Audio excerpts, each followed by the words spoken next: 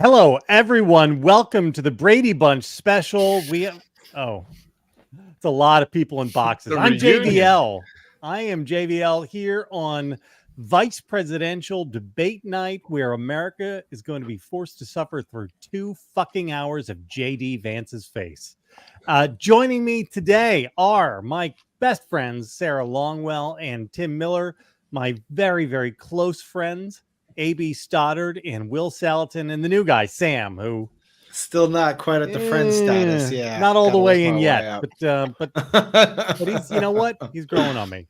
Making Guys, strides. We're gonna talk here for a half hour. Then we're gonna have the show start. People can watch the debate right here with us. We are, God help us, gonna be there on the commercial breaks to talk about whatever the hell we just saw, and then we'll do a post game show afterwards. I want to start because some people are gonna have to jump in and out. Tim, I'd like to give you the first word on a scale of 1 to 10. What is your tummy butterfly situation? My tummy butterfly situation is like a 6, but mostly just because I don't know that the VP debate is going to be the thing that matters here. If it was, it would be higher than a 6. I'll tell you this: I don't think I'm revealing any private conversations if I just generalize like this. But I was spending the afternoon in the MSNBC green room, people walking in and out, various people, most of them quite friendly to Kamala Harris Walz ticket, as you might imagine. There wasn't anybody walking through there in a red hat. And, just polling people. Some people who have conversations with people on the inside. Some people who are just sensing things. Nobody was confident. It was not an overconfident room, private, off air. And on air, it wasn't like they were telling anything differently. But, you get a sense for people's real feelings off air.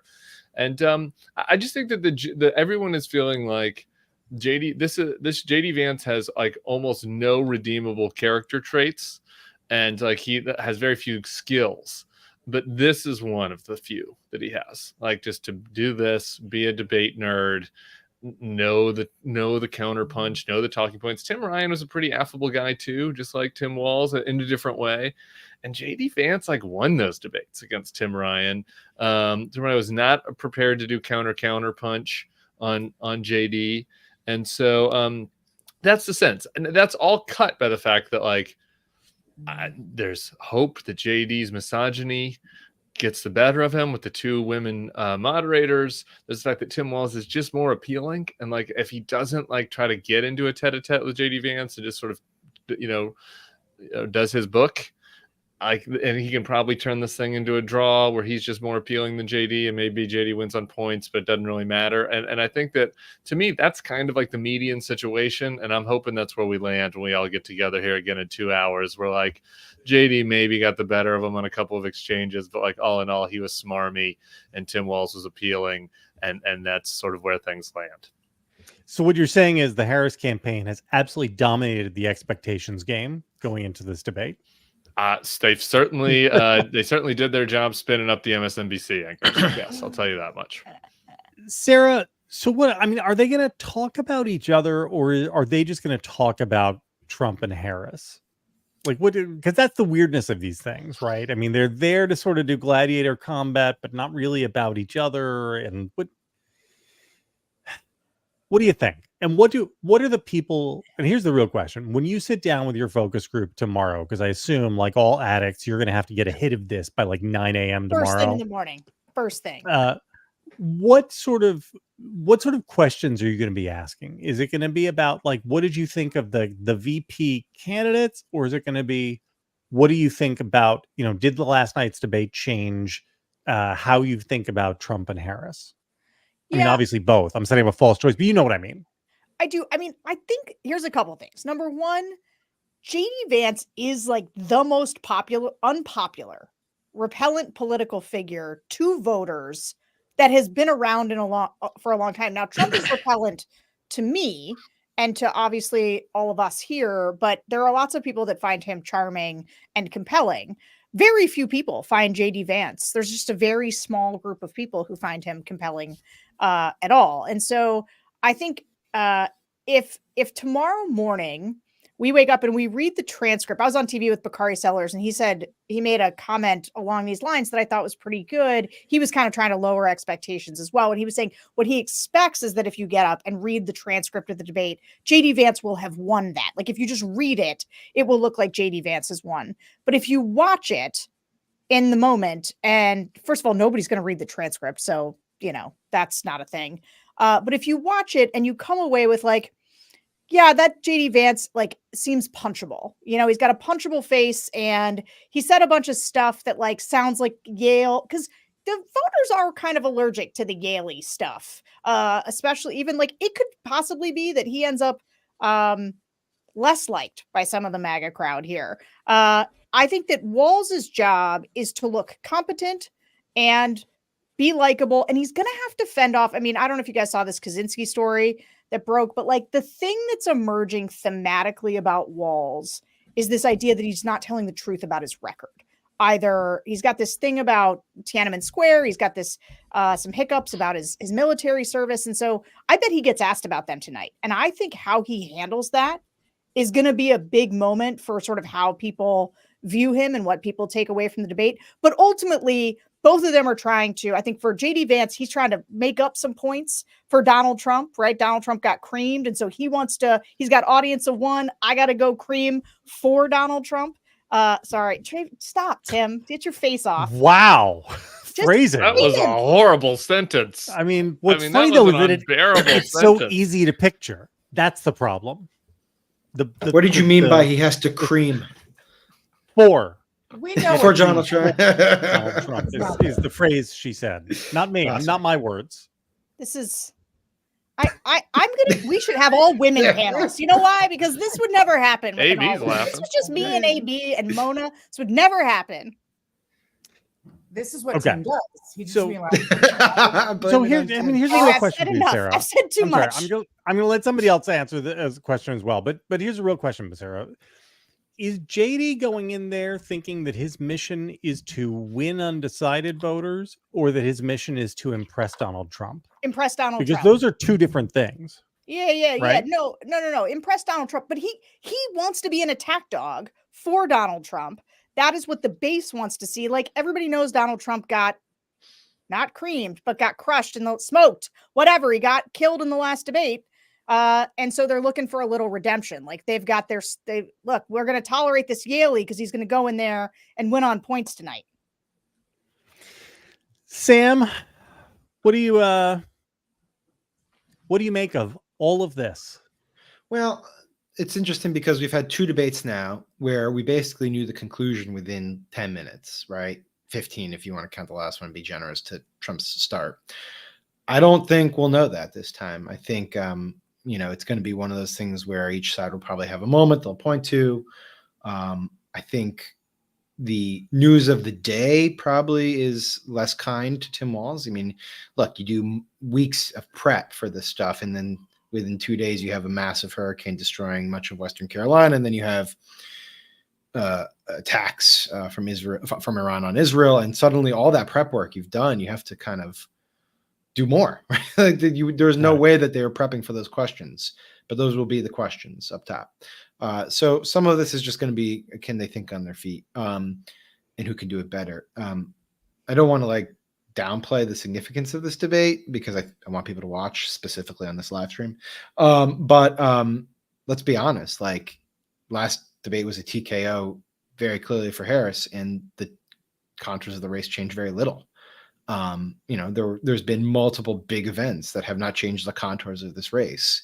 I have a hard time imagining that anything said tonight is going to really fundamentally change the contours of this race. But as a serviceable political moment, it could create a news cycle that is less favorable to one candidate or the other. And so, for all the reasons that Tim and Sarah outlined, I do think Walz comes in here with a little bit more to prove. I mean, JD's kind of it's very clear what his objective is, right? Draw blood. He doesn't, not trying to score likability points. He wants to just bludgeon Tim Walz and Kamala Harris. Walz has to, do something a little bit more sophisticated than that. And so I think for that reason, he's got a little bit more of a burden tonight. AB, Mistress of Darkness, friend of years, friend of tears.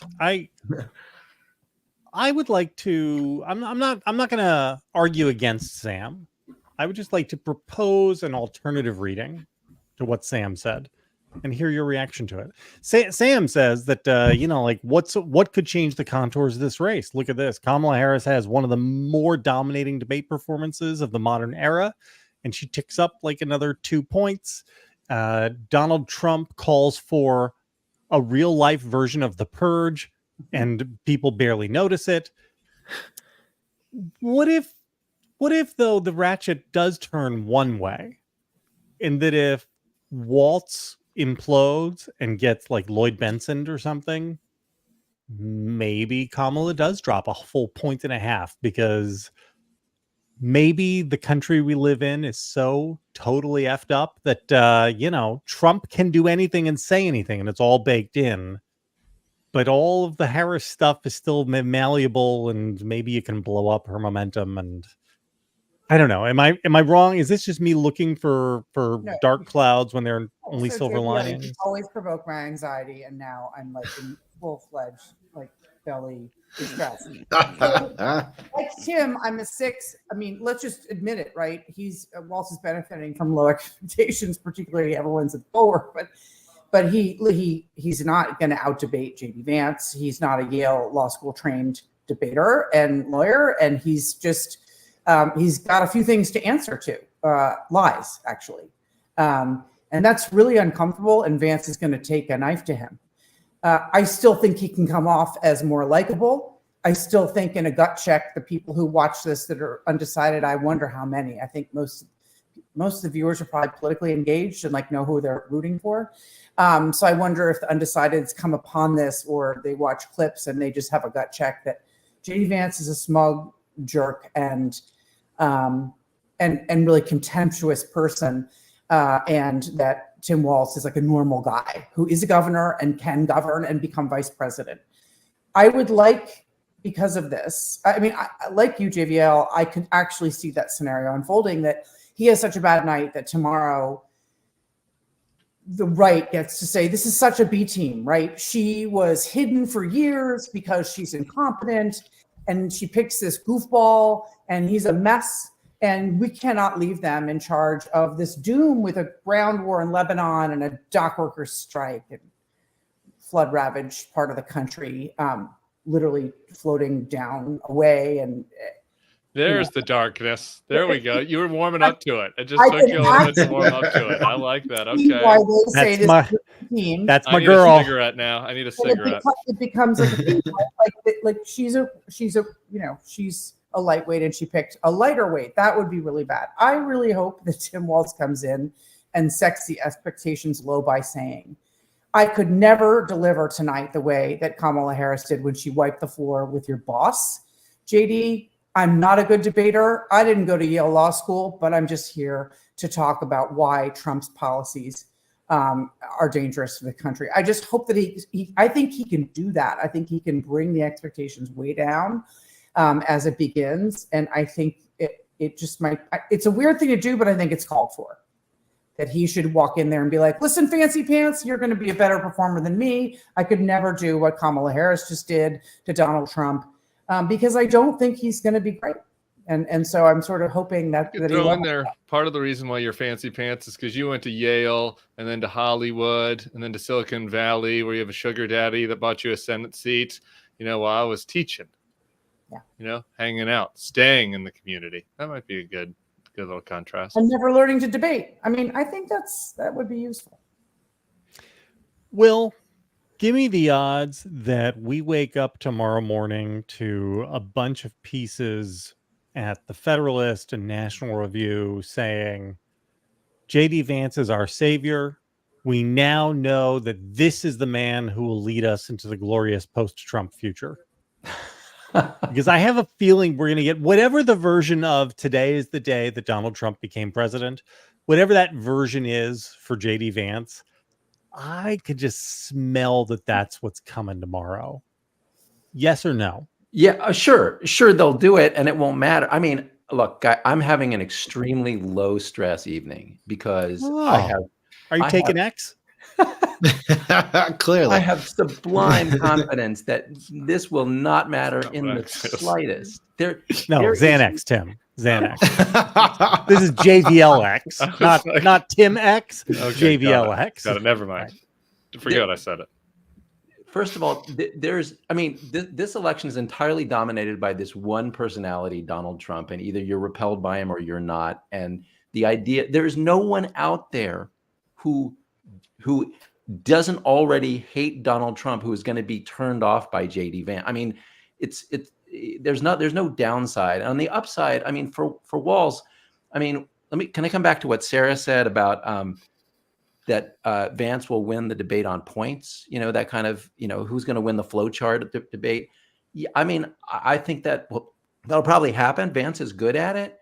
It's not going to matter. And I learned my lesson with people like Al Gore that, winning the debate on points is completely overrated. This is a kind of a job interview where people are just looking at you. And what really matters for Tim Walz is just to be relatable. I mean, just to be like, for anyone who is like, I don't know if I can have a woman being president. I don't know how I feel about a Black woman or an Indian American woman being president. Just anyone who can't even articulate that, but is feeling it.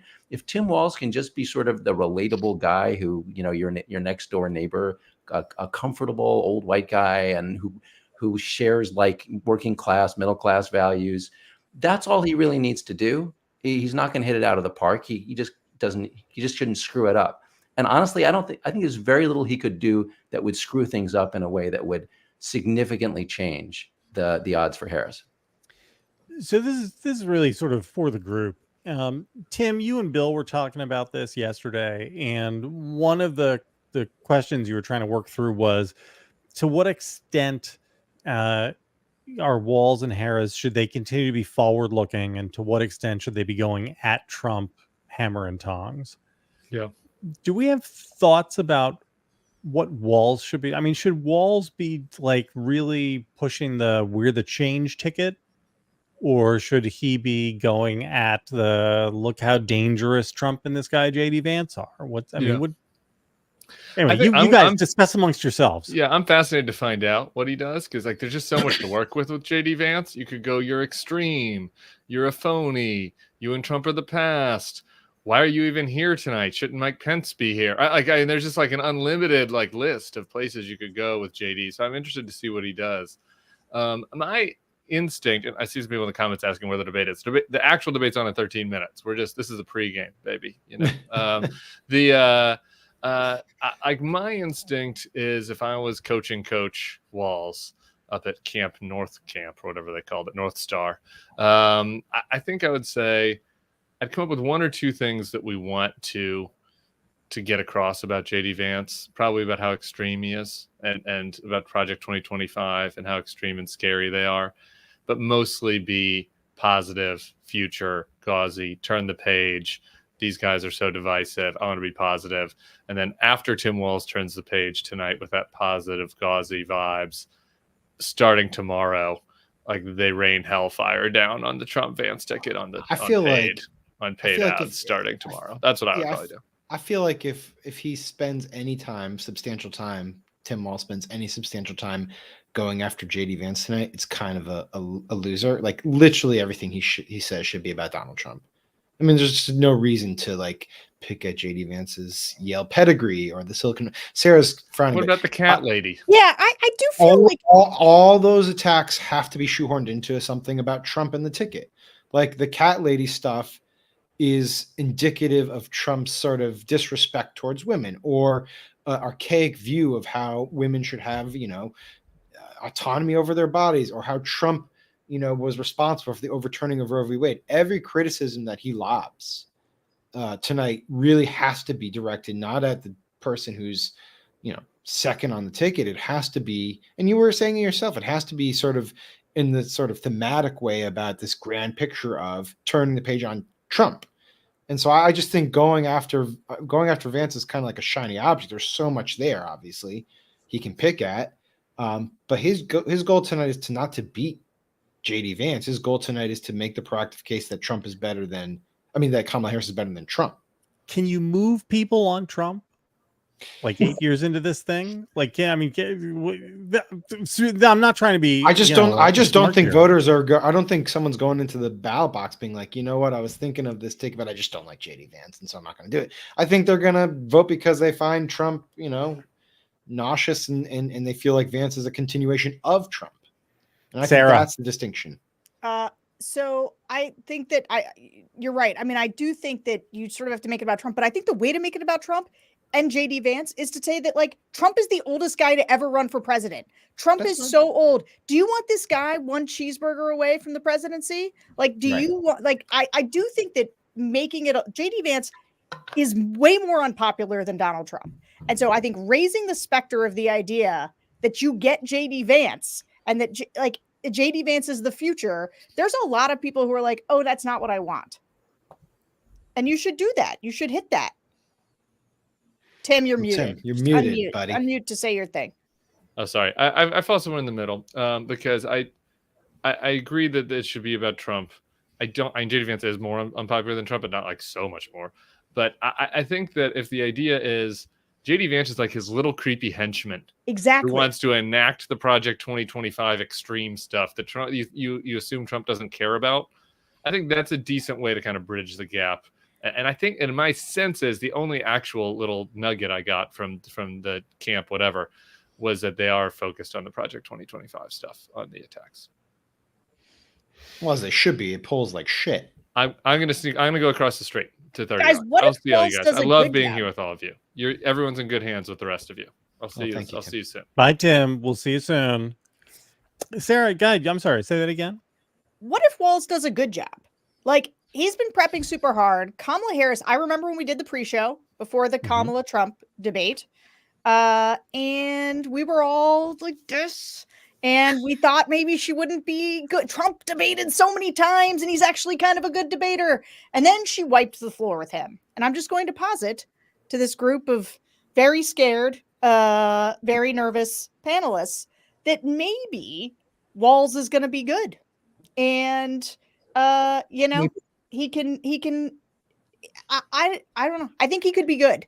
Here's the thing. You know what I want to hear tonight? Here's what I want for tonight. I want a Sarah is always wrong night.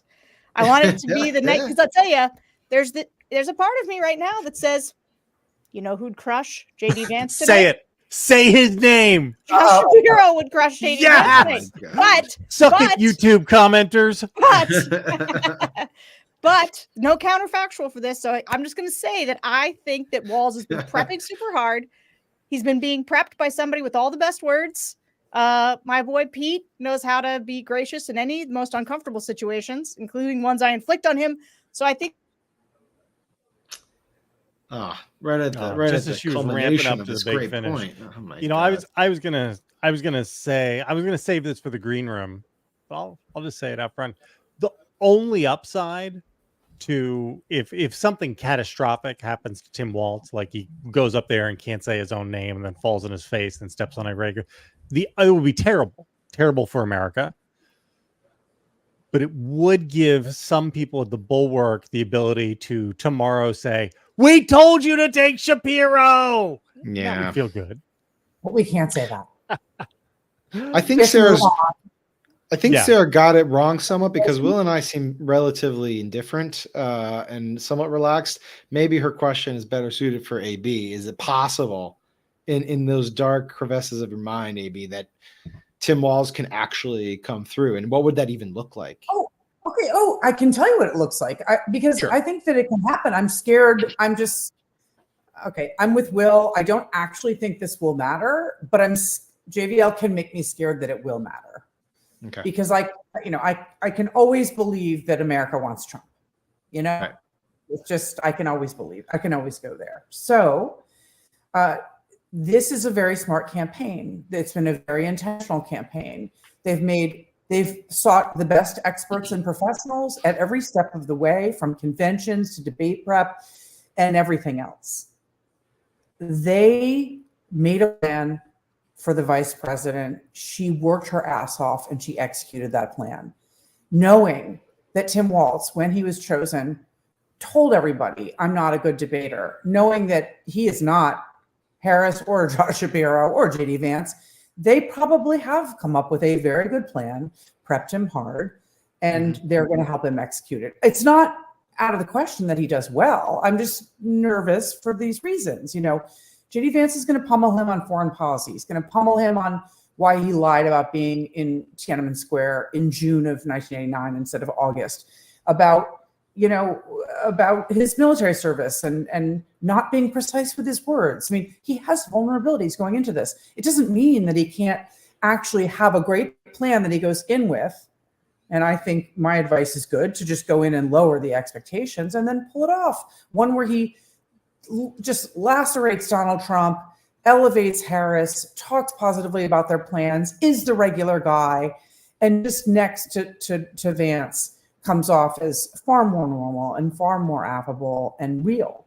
I think he can do well. I'm just nervous that he won't. Yeah, I think there's a certain issue set that is going to come up that does not advantage him. Like I said, I just think the Iran strike, for instance, it just sets up beautifully for JD Vance to go after them. The dock workers strike again, you know, it's a wedge issue for them. It would be much more comfortable if there was like a upcoming Supreme Court decision around IVF or something, and he could just go after that. Like, it's the wedge issues that get me nervous for Walz right now. Sam, they're all other working than abortion, what good issues are there for Walz? Well, I mean, there's abortion, there's the election denialism, there's the idea that, you know, Trump lost jobs during his tenure. There's the chaos of Trump. Nobody seems to believe that. I've been yelling about this for 8 years. Nobody believes that jobs went down during the Trump years. And this is a real, let me go around real quick. Yeah. Not counting abortion. Mm-hmm. What do you think are the good things for Walz to talk about tonight? What are the topics in which, like, oh yeah, that's really good ground for him to fight on? Project 2025. Okay. I heard two good ideas. I heard two good ideas earlier. One, I thought Tim's idea was really good. Why isn't Mike Pence here? That's just like that will land. It's an easy hit, can't be avoided, and it will be covered tomorrow. And it is a major, major consideration. The other thing was what Sam said about targeting certain constituencies. I do think the one place where Vance could hurt is among women. He's got a more extreme abortion position than Trump. He's got all the cat lady stuff. It's obviously a constituency that's hugely in play and is targeted by the Harris campaign. So I do think he could score some points with that. The whole Josh Shapiro thing. Look, I love you guys, but the job here is we got to move on. The job here is not to like be a pointy-headed lawyer who wins a debate. That I think that Tim Walz is actually going to do better in the debate than Shapiro would, just because he's going to be able to connect with people viscerally. Let me just add one thing to Will's point. I think everyone's forgetting the most underrated, I think, thing that's happened in the last couple of weeks, gone completely under the radar, is JD Vance specifically has reopened the door towards scrapping protection on pre-existing conditions on the pre-existing condition portion of Obamacare. He has said we want to do high-risk pools potentially, reopen, repeal, and replace. We all lived through 2018. We saw how that went. I mean, that is just incredibly unpopular stuff. And if Tim Walz gets up there and says, you want to repeal and replace Obamacare, you want to get rid of protections for people with pre-existing conditions, there are tens of millions of people out there who have that, and you want to throw them off their healthcare coverage, good luck. Like, have at it, buddy. Like, that's a winning issue that he can bring up right away. So it's not that there isn't fodder out there. I just think that the stuff that's in the headlines currently works better or more in Vance's favor. Sarah, we got like 5 seconds left. No, we don't. Never mind. Tim Walz is already out on stage. Oh, he got there first. Standing there. Give us your last thoughts as we watch here as JD Vance is off in the wings for the moment. Oh, there all right, he is. here comes it's performance. That seems obvious, but no. Guys, we will catch you at the commercial break. And they're looking for a viral moment. Okay. That's what they'll be looking for tonight. Bye, guys. No handshake. No handshake, and there you have Governor Walz appears to be taking some notes. JD Vance doing the same as our colleagues. And they were shaking hands before the cameras came. That's right. Oh, okay. Well, we have the vice presidential debate coming up in a moment. It will be moderated by our own Nora O'Donnell and Margaret Brennan. Ohio Senator J.D. Vance and Minnesota Governor Tim Walz take the stage. Well, they've taken the stage, so stick with us here and join us also on our streaming channel, CBS News 24/7, for exclusive content you won't see anywhere else. Thank you for joining us.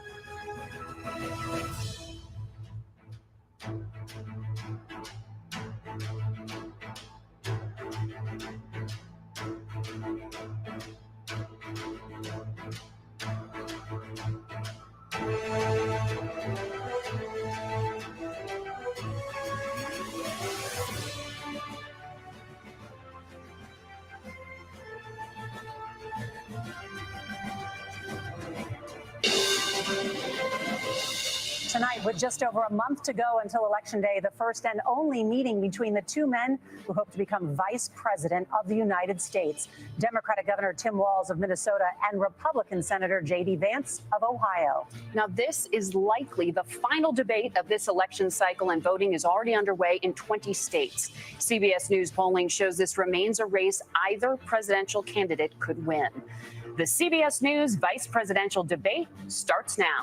Fight for every single vote, and we're going to take this country back. And we are ready to continue to build the future together. We're going to turn this whole country red with President Donald J. Trump's leadership. You know what's at the end of this little journey? Kamala Harris as the next president of the United States. This is a CBS News special, live from CBS News headquarters in New York. America Decides, the vice presidential debate.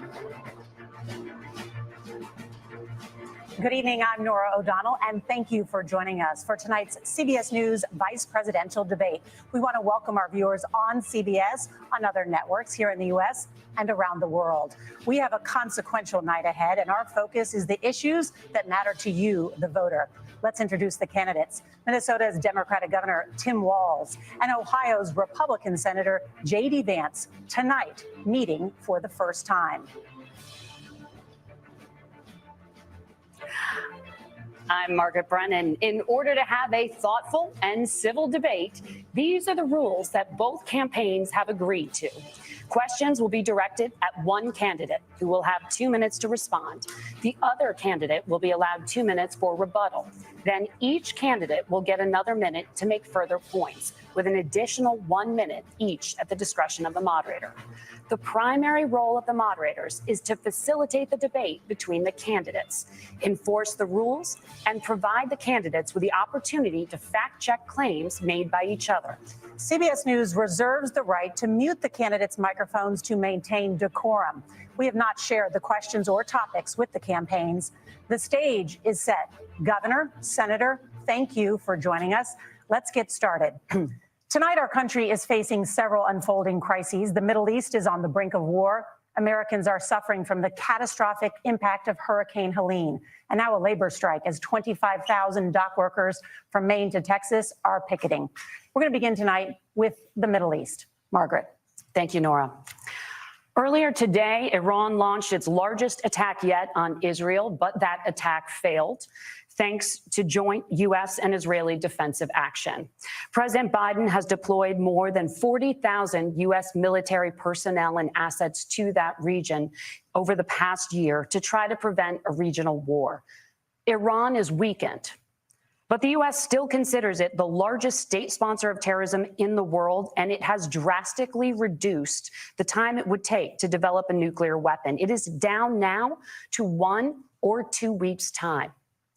Governor Walz, if you were the final voice in the Situation Room, would you support or oppose a preemptive strike by Israel on Iran? You have 2 minutes. Well, thank you. And thank you for those joining at home tonight. Let's keep in mind where this started. October 7th, Hamas terrorists massacred over 1,400 Israelis and took prisoners. Israel's ability to be able to defend itself is absolutely fundamental. Getting its hostages back, fundamental, and ending the humanitarian crisis in Gaza. But the expansion of Israel and its proxies is an absolute fundamental necessity for the United States to have the steady leadership there. You saw it experienced today, where along with our Israeli partners and our coalition, able to stop the incoming attack. But what's fundamental here is that steady leadership is going to matter. It's clear, and the world saw it on that debate stage a few weeks ago. A nearly 80-year-old Donald Trump talking about crowd sizes is not what we need in this moment. But it's not just that. It's those that were closest to Donald Trump that understand how dangerous he is when the world is this dangerous. His chief of staff, John Kelly, said that he was the most flawed human being he'd ever met. And both of his secretaries of defense and his national security advisors said he should be nowhere near the White House. Now, the person closest to them, Donald Trump, said he's unfit for the highest office. That was Senator Vance. What we've seen out of Vice President Harris is we've seen steady leadership. We've seen a calmness that is able to draw on the coalitions to bring them together. Understanding that our allies matter. When our allies see Donald Trump turn towards Vladimir Putin, turn towards North Korea, when we start to see that type of fickleness around holding the coalitions together, we will stay committed. And as the vice president said today we will protect our forces and our allied forces, and there will be consequences. Governor, your time is up. Senator Vance, the same question. Would you support or oppose a preemptive strike by Israel on Iran? You have 2 minutes. So, Margaret, I want to answer the question. First of all, thanks, Governor. Thanks to CBS for hosting the debate. And thanks, most importantly, to the American people who are watching this evening and caring enough about this country to pay attention to this vice presidential debate. I want to answer the question, but I want to actually give an introduction to myself a little bit, because I recognize a lot of Americans don't know who either one of us are. I was raised in a working class family. My mother required food assistance for periods of her life. My grandmother required Social Security help to raise me. And she raised me in part because my own mother struggled with addiction for a big chunk of my early life. I went to college on the GI Bill after I enlisted in the Marine Corps and served in Iraq. And so I stand here asking to be your vice president with extraordinary gratitude for this country, for the American dream that made it possible for me to live my dreams. And most importantly, I know that a lot of you are worried about the chaos in the world and the feeling that the American dream is unattainable. I want to try to convince you tonight over the next 90 minutes that if we get better leadership in the White House, if we get Donald Trump back in the White House, the American dream is going to be attainable once again. Now, to answer this particular question, we have to remember that as much as Governor Walz just accused Donald Trump of being an agent of chaos, Donald Trump actually delivered stability in the world, and he did it by establishing effective deterrence. People were afraid of stepping out of line. Iran, which launched this attack, has received over $100 billion in unfrozen assets thanks to the Kamala Harris administration. What do they use that money for? They use it to buy weapons that they're now launching against our allies, and God forbid, potentially launching against the United States as well. Donald Trump recognized that for people to fear the United States, you needed peace through strength. They needed to recognize that if they got out of line, the United States global leadership would put stability and peace back in the world.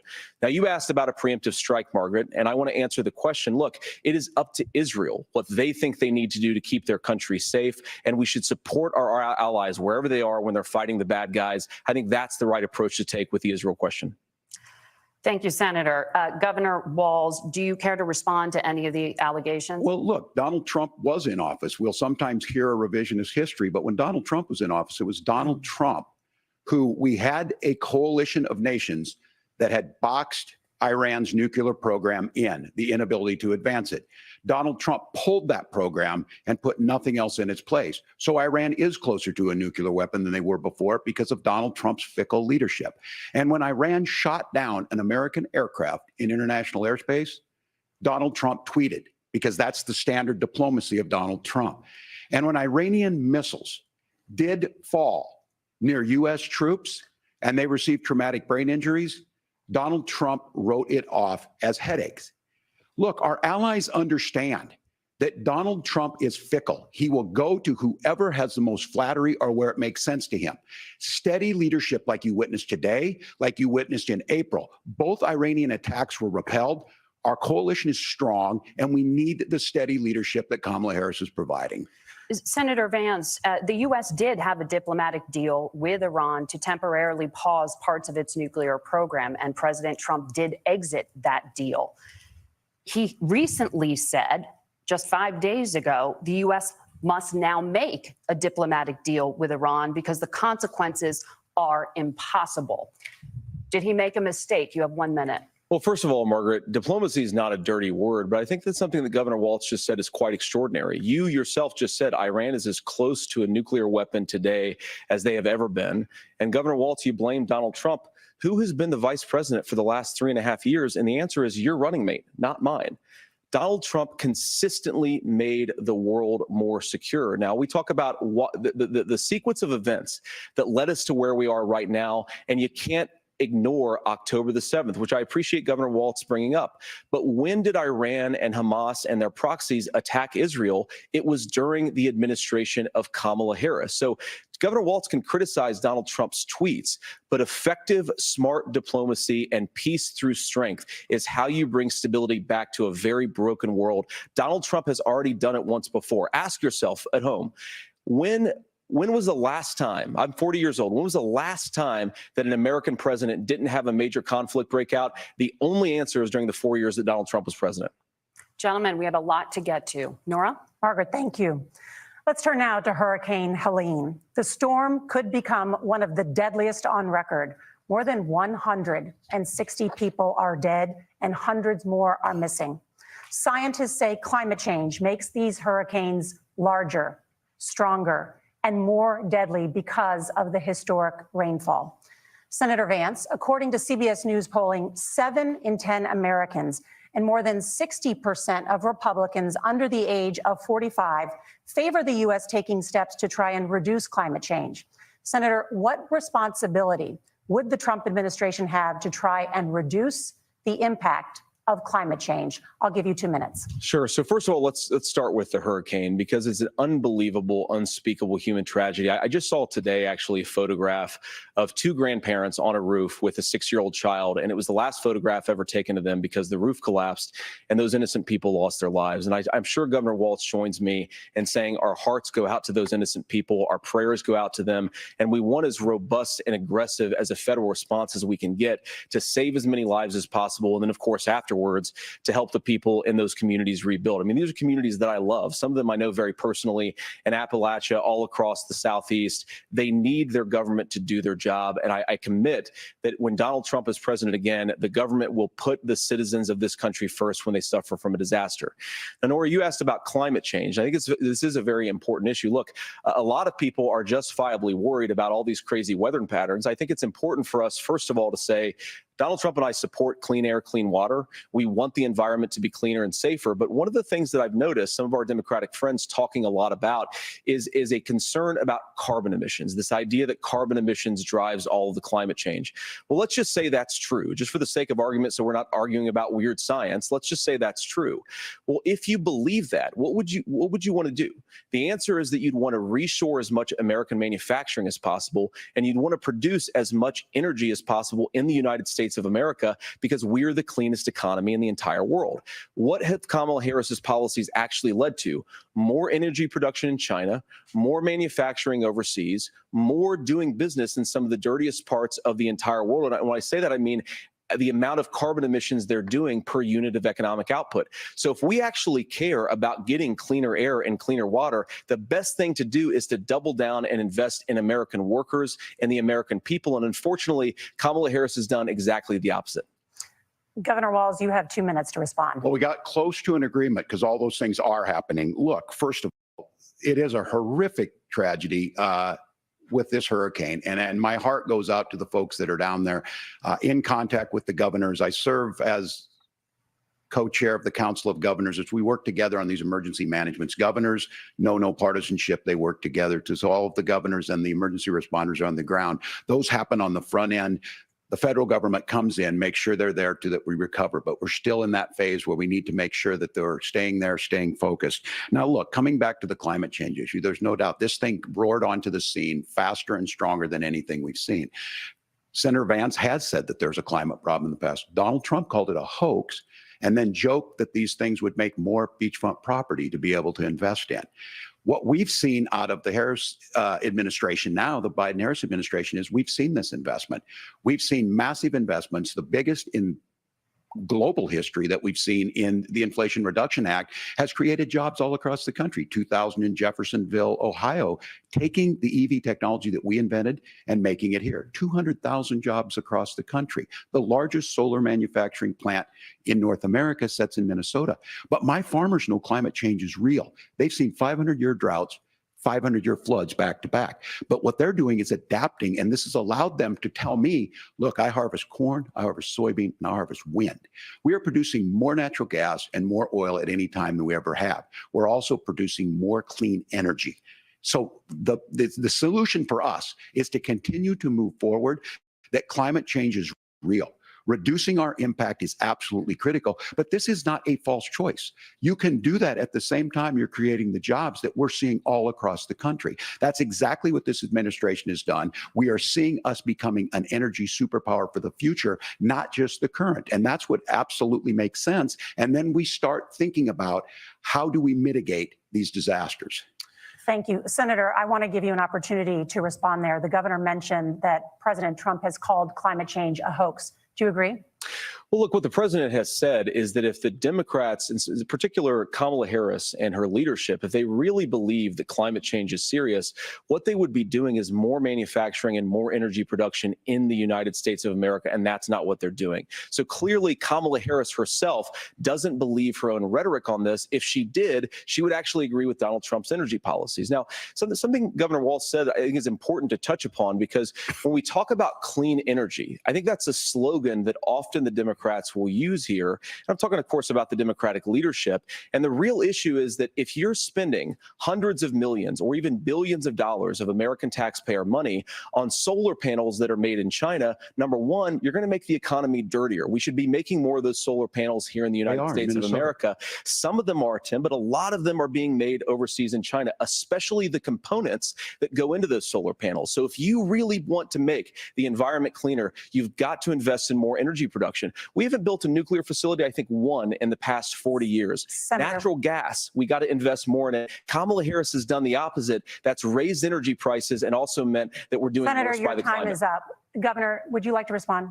Well, look, we're producing more natural gas than we ever have. There's no moratorium on that. We're producing more oil. But the folks know, and like I said, again, these are not liberal folks. These are not folks that are Green New Deal folks. These are farmers that have been drought one year, massive flooding the next year. They understand that it makes sense. Look, our number one export cannot be topsoil from erosion from these massive storms. We saw it in Minnesota this summer.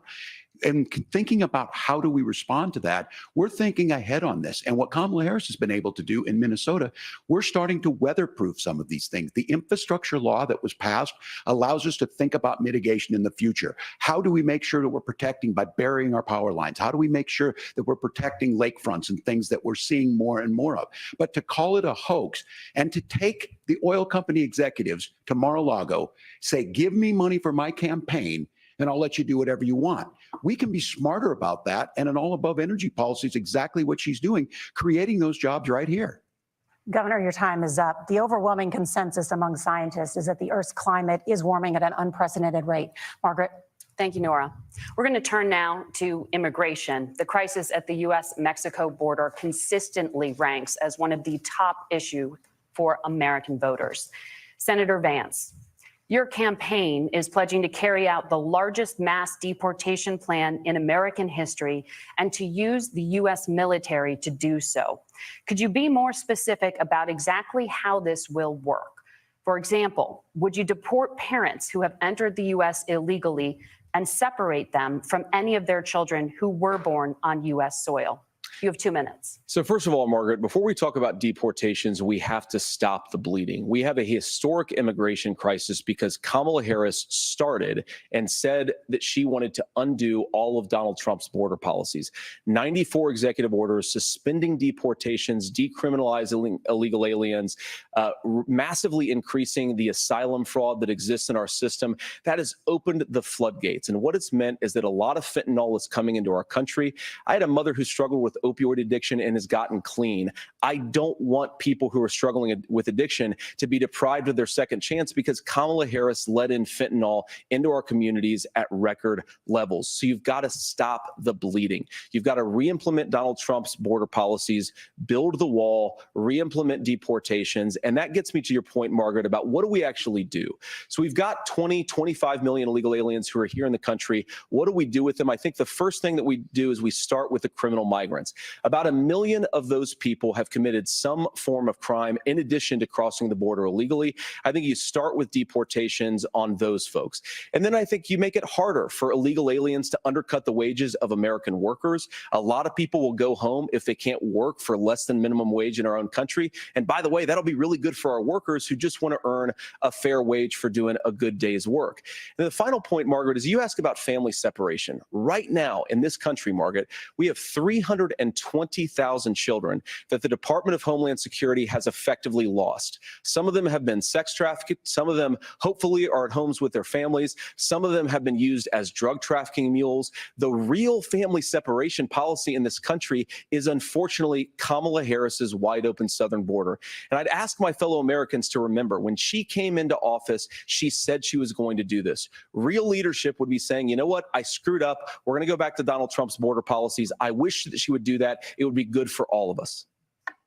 Governor, do you care to respond to any of those specific allegations, including that the vice president is, quote, letting in fentanyl and using kids as drug mules, among other things regarding children? The drug mule is not true, but I will say about this, about the fentanyl, because this is a crisis of this, the opioid crisis. And the good news on this is the last 12 months saw the largest decrease in opioid deaths in our nation's history, 30% decrease in Ohio, but there's still more work to do. But let's go back to this on immigration. Kamala Harris was the attorney general of the largest state and a border state in California. She's the only person in this race who prosecuted transnational gangs for human trafficking and drug interventions. But look, we all want to solve this. Most of us want to solve this, and that is the United States Congress. That's the Border Patrol agents. That's the Chamber of Commerce. That's most Americans out here. That's why we had the fairest and the toughest bill on immigration that this nation's seen. It was crafted by a conservative senator from Oklahoma, James Lankford. I know him. He's super conservative, but he's a man of principle, wants to get it done. Democrats and Republicans worked on this piece of legislation. The Border Patrol said, this is what we need in here. These are the experts.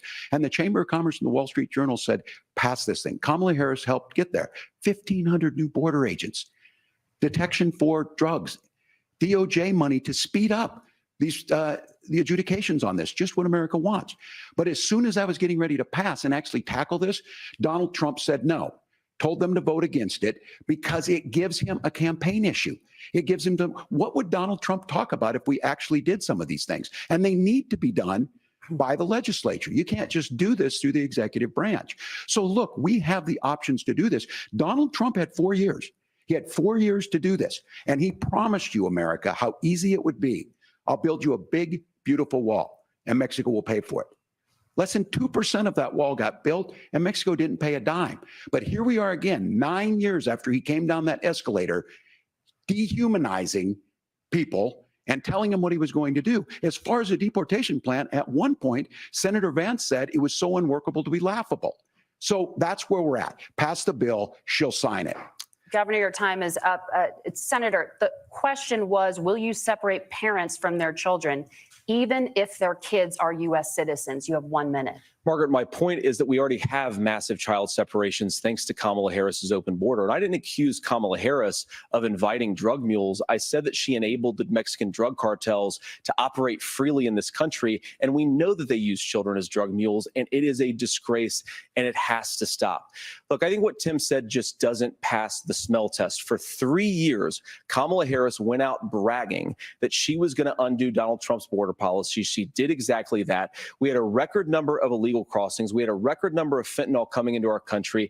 And now that she's running for president, or a few months before, she says that somehow she got religion and cared a lot about a piece of legislation. The only thing that she did when she became the vice president, when she became the appointed border czar, was to undo 94 Donald Trump executive actions that opened the border. This problem is leading to massive problems in the United States of America. Parents who can't afford health care, schools schools that are overwhelmed. It's got to stop, and it will when Donald Trump is president again. Senator, your time is up. Governor, what about our CBS News polling, which does show that a majority of Americans, more than 50%, support mass deportations? Look, we fix this issue with a bill that is necessary, but the issue on this is what happens when you don't want to solve it. You demonize it. And we saw this, and Senator Vance, and it surprises me on this, talking about and saying, I will create stories to bring attention to this. That vilified a large number of people who were here legally in the community of Springfield. The Republican governor said, it's not true, don't do it. There's consequences for this. There's consequences. We could come together. Senator Langford did it. We could come together and solve this if we didn't let Donald Trump continue to make it an issue. And the consequences in Springfield were the governor had to send state law enforcement to escort kindergartners to school. I believe Senator Vance wants to solve this, but by standing with Donald Trump and not working together to find a solution, it becomes a talking point. And when it becomes a talking point like this, we dehumanize and villainize other human beings. Tim, Governor, your time is up. Senator, I'll give you 1 minute, but let me just ask you the question first. The governor has made the point, and I think as a sitting lawmaker, you know that Congress controls the purse strings and any funding. So you have said repeatedly that Donald Trump would, through executive action, solve this. Do you disagree that Congress controls the purse strings and would need to support many of the changes that you would actually want to implement? You have 1 minute. Look, Margaret, first of all, the gross majority of what we need to do at the southern border is just empowering law enforcement to do their job. I've been to the southern border more than our borders are. Kamala Harris has been. And it's actually heartbreaking because the Border Patrol agents, they just want to be empowered to do their job. Of course, additional resources would help, but most of this is about the president and the vice president empowering our law enforcement to say, if you try to come across the border illegally, you've got to stay in Mexico, you've got to go back through proper channels. Now, Governor Walz brought up the community of Springfield, and he's very worried about the things that I've said in Springfield. Look, in Springfield, Ohio, and in communities all across this country, you've got schools that are overwhelmed. You've got hospitals that are overwhelmed. You've got housing that is totally unaffordable because we brought in millions of illegal immigrants to compete with Americans for scarce homes. The people that I'm most worried about in Springfield, Ohio, are the American citizens who have had their lives destroyed by Kamala Harris's open border. It is a disgrace, Tim. And I actually think, I agree with you. I think you want to solve this problem, but I don't think that Kamala Harris does. Senator, your time is up. Governor, you have 1 minute to respond. Yeah, well, it is law enforcement that asked for the bill. They helped craft it. They're the ones that supported it. That's because they know we need to do this. Look, this issue of continuing to bring this up, of not dealing with it, of blaming migrants for everything. On housing, we could talk a little bit about Wall Street speculators buying up housing and making them less affordable, but it becomes a blame. Look, this bill also gives the money necessary to adjudicate. I agree. It should not take 7 years for an asylum claim to be done. This bill gets it done in 90 days. Then you start to make a difference in this, and you start to adhere to what we know, American principles. I don't talk about my faith a lot, but Matthew 25:40 talks about, to the least amongst us, you do unto me. I think that's true of most Americans. They simply want order to it. This bill does it. It's funded. It's supported by the people who do it. And it lets us keep our dignity about how we treat other people. Thank you, Governor. And just to clarify for our viewers, Springfield, Ohio does have a large number of Haitian migrants who have legal status. Sure. Temporary protected status. Well, Margaret, but thank you, Senator. We have so much to get to. Margaret, I think it's important because we're going to turn out of the economy. Thank Margaret, you. The rules were that you guys weren't going to fact check, and since you're fact checking me, I think it's important to say what's actually going on. So there's an application called the CBP One app, where you can go on as an illegal migrant, apply for asylum or apply for parole, and be granted legal status at the wave of a Kamala Harris open border wand. That is not a person coming in, applying for a green card and waiting for 10 years. That is the facilitation of illegal immigration, Margaret, by our own leadership. Thank you, Senator, for describing the legal process. We have so much to get to, Senator. Those laws have been on the books since 1990. Thank you, gentlemen. The CBP One app has not been on the books since 1990. It's something that Kamala Harris created, Margaret. Gentlemen, The audience can't hear you because your mics are cut. We have so much we want to get to. Thank you for explaining the legal process. Nora. Thank you, Margaret. The economy is a top concern for voters. Each of your campaigns has released an economic plan, so let's talk about the specifics. Governor Walz, Vice President Harris unveiled a plan that includes billions in tax credits for manufacturing, housing, and a renewed child tax credit. The Wharton School says your proposals will increase the nation's deficit by $1.2 trillion. How would you pay for that without ballooning the deficit? Governor, I'll give you 2 minutes. Yeah, thank you. And Kamala Harris and I do believe in the middle class because that's where we come from. We both grew up in that. We understand. So those of you out there listening tonight, you're hearing a lot of stuff back and forth, and it's good. It's healthy. That's what this is supposed to happen. You should be listening. How's this going to impact me? The bold forward plan that Kamala Harris put out there is talking about this housing issue. The one thing is there's 3 million new houses proposed under this plan with down payment assistance on the front end to get you in a house. A house is much more than just an asset to be traded somewhere. It's foundational to where you're at. And then making sure that the things you buy every day, whether they be prescription drugs or other things, that there's fairness in that. Look, the $35 insulin is a good thing, but it costs $5 to make insulin. They were charging $800 before this law went into effect. As far as the housing goes, I've seen it in Minnesota. 12% more houses in Minneapolis, prices went down on rent 4%. It's working. And then making sure tax cuts go to the middle class. $6,000 child tax credit, we have one in Minnesota, reduces childhood poverty by 1/3. We save money in the long run, and we do the right thing for families. And then getting businesses off the ground. The law as it stands right now is $5,000 tax credit for small business, increasing that to $50,000. Now, this is a philosophical difference between us. Donald Trump made a promise, and I'll give you this. He kept it. He took folks to Mar-a-Lago. He said, you're rich as hell, I'm going to give you a tax cut. He gave the tax cuts that predominantly went to the top class. What happened there was an $8 trillion increase in the national debt, the largest ever. Now he's proposing a 20% consumption or sales tax on everything we bring in. Everyone agrees, including businesses, it would be destabilizing it. It would increase inflation and potentially lead to a recession. Look, this is simple for you. Where are we going? Kamala Harris has said to do the things she wants to do. We'll just ask the wealthiest to pay their fair share. When you do that, our system works best. More people are participating in it, and folks have the things that they need. Senator, I want to give you a moment to respond on that. But similarly, the Wharton School has done an analysis of the Trump plan and says it would increase the nation's deficit by $5.8 trillion.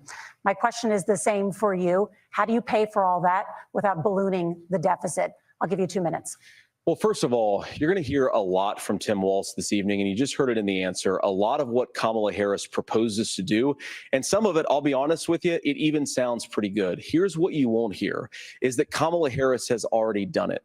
Because she's been the vice president for 3.5 years. She had the opportunity to enact all of these great policies. And what she's actually done instead is drive the cost of food higher by 25%, drive the cost of housing higher by about 60%, open the American southern border and make middle-class life unaffordable for a large number of Americans. If Kamala Harris has such great plans for how to address middle-class problems, then she ought to do them now, not when asking for a promotion, but in the job the American people gave her 3.5 years ago. And the fact that she isn't tells you a lot about how much you can trust her actual plans. Now, Donald Trump's economic plan is not just a plan, but it's also a record.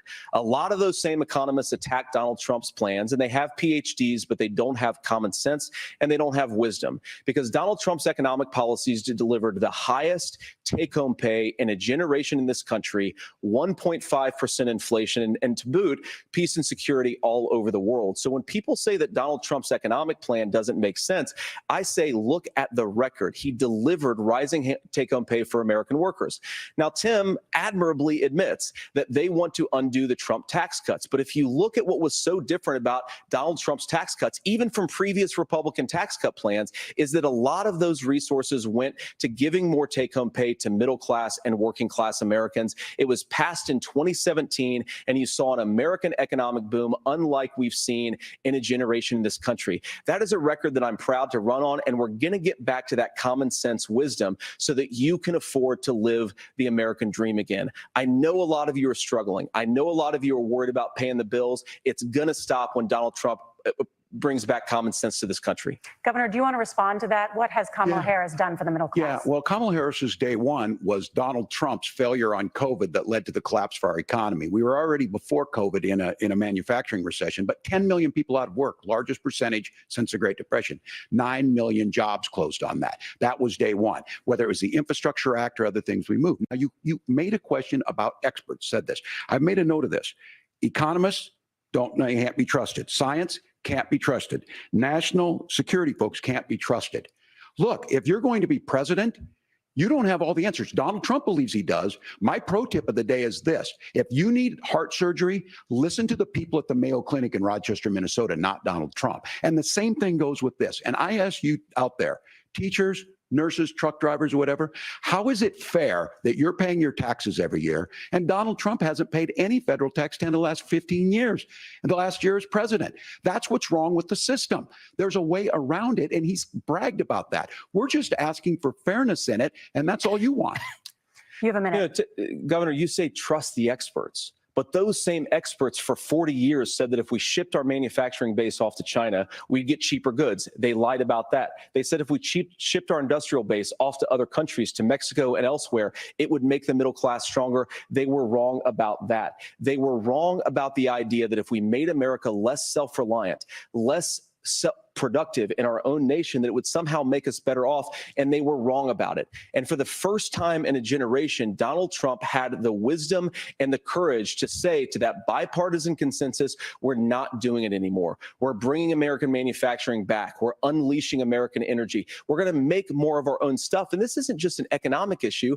I mean, I've got 3 beautiful little kids at home, 7, 4, and 2, and I love them very much, and I hope they're in bed right now. But look, so many of the drugs, the pharmaceuticals that we put in the bodies of our children are manufactured by nations that hate us. This has to stop. And we're not going to stop it by listening to experts. We're going to stop it by listening to common sense wisdom, which is what Donald Trump governed on. Senator, your time is up. Governor Walz, can you address that? I mean, voters say they trust Donald Trump on the economy more. Why? Well, if you're listening tonight and you want billionaires to get tax cuts, you heard what the numbers were. Look, I'm a union guy on this. I'm not a guy who wanted to ship things overseas, but I understand that, look, we produce soybeans and corn. We need to have fair trading partners. That's something that we believe in. I think the thing that most concerns me on this is Donald Trump was the guy who created the largest trade deficit in American history with China. So the rhetoric is good. Much of what the senator said right there, I'm in agreement with him on this. I watched it happen too. I watched it to my communities, and we talked about that. But we had people undercutting the right to collectively bargain. We had right to work states made it more difficult. We had companies that were willing to ship it over, and we saw people profit. Folks that are venture capital in some cases, putting money into companies that were overseas. We're in agreement that we bring those home. The issue is Donald Trump is talking about it. Kamala Harris has a record, 250,000 more manufacturing jobs just out of the IRA. May I respond to that? Yes. So appreciate that. So if you notice, what Governor Walz just did is he said, first of all, Donald Trump has to listen to the experts. And then when he acknowledged that the experts screwed up, he said, well, Donald Trump didn't do nearly as good of a job as the statistics that's a show gross generalization. that he did. So what Tim Walz is doing, and I honestly, Tim, I think you got a tough job here, because you've got to play whack-a-mole. You've got to pretend that Donald Trump didn't deliver rising take-home pay, which of course he did. You've got to pretend that Donald Trump didn't deliver lower inflation, which of course he did. And then you simultaneously got to defend Kamala Harris's atrocious economic record, which has made gas, groceries, and housing unaffordable for American citizens. I was raised by a woman who would sometimes go into medical debt so that she could put food on the table in our household. I know what it's like to not be able to afford the things that you need to afford. We can do so much better. To all of you watching, we can get back to an America that's affordable again. We just got to get back to common sense economic principles. I hope we have a conversation on healthcare then. Senator, Governor. Please. Thank you. Margaret? We have a lot to get to ahead, gentlemen, on many topics. But right now, I want to talk about personal qualifications. The vice president is often the last voice the president hears before making consequential decisions. We want to ask you about your leadership qualities. Governor Walz, you said you were in Hong Kong during the deadly Tiananmen Square protests in the spring of 1989. But Minnesota Public Radio and other media outlets are reporting that you actually didn't travel to Asia until August of that year. Can you explain that discrepancy? You have 2 Yeah, minutes. well, and to the folks out there who didn't get at the top of this, look, I grew up in small rural Nebraska, town of 400, town that you rode your bike with your buddies till the streetlights come on, and I'm proud of that service. I joined the National Guard at 17, worked on family farms, and then I used the GI Bill to become a teacher, passionate about it, a young teacher. My first year out, I got the opportunity in the summer of '89 to travel to China. 35 years ago, be able to do that. I came back home and then started a program to take young people there. We would take basketball teams, we would take baseball teams, we would take dancers, and we would go back and forth to China. The issue for that was to try and learn. Now, look, my community knows who I am. They saw where I was at. Look, I will be the first to tell you, I have poured my heart into my community. I've tried to do the best I can, but I've not been perfect. And I'm a knucklehead at times, but it's always been about that. Those same people elected me to Congress for 12 years. And in Congress, I was one of the most bipartisan people, working on things like farm bills that we got done, working on veterans benefits. And then the people of Minnesota were able to elect me to governor twice. So look, my commitment has been from the beginning to make sure that I'm there for the people, to make sure that I get this right. I will say more than anything, many times I will talk a lot. I will get caught up in the rhetoric. But being there, the impact it made, the difference it made in my life, I learned a lot about China. I hear the critiques of this. I would make the case that Donald Trump should have come on one of those trips with us. I guarantee you he wouldn't be praising Xi Jinping about COVID.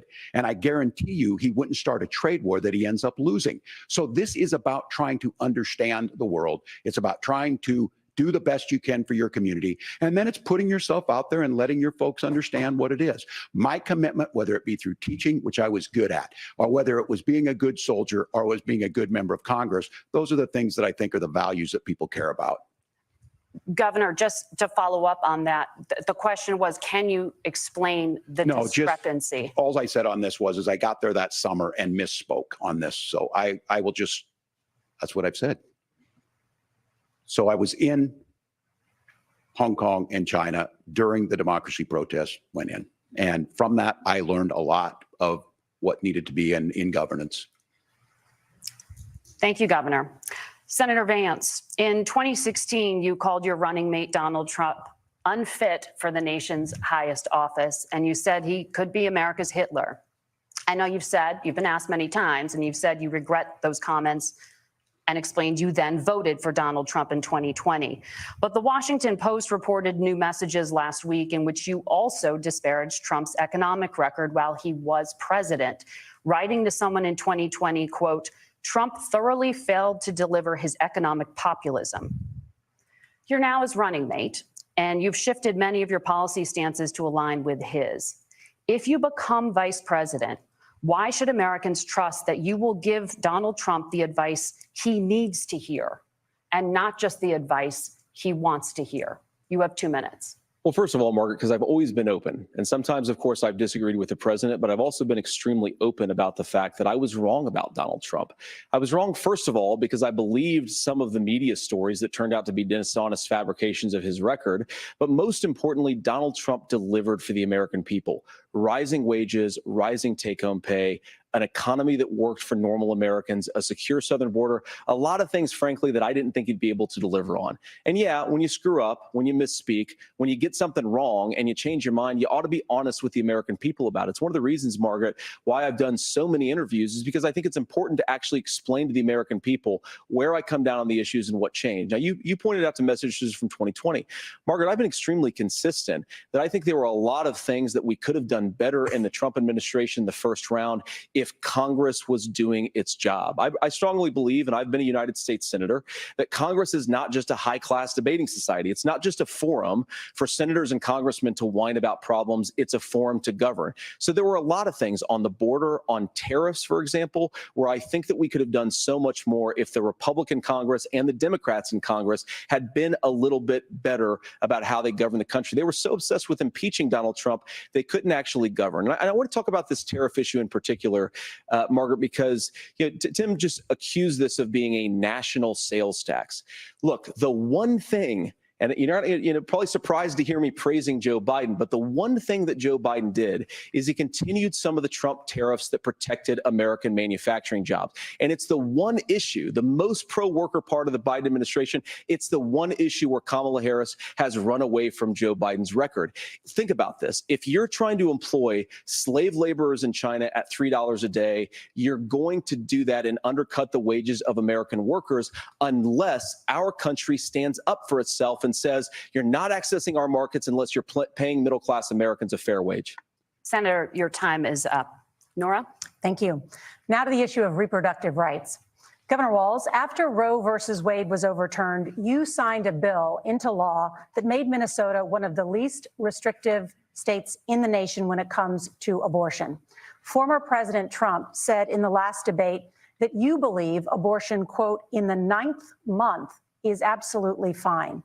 Yes or no? Is that what you support? I'll give you 2 minutes. That's not what the bill says, but look, this issue is what's on everyone's mind. Donald Trump put this all into motion.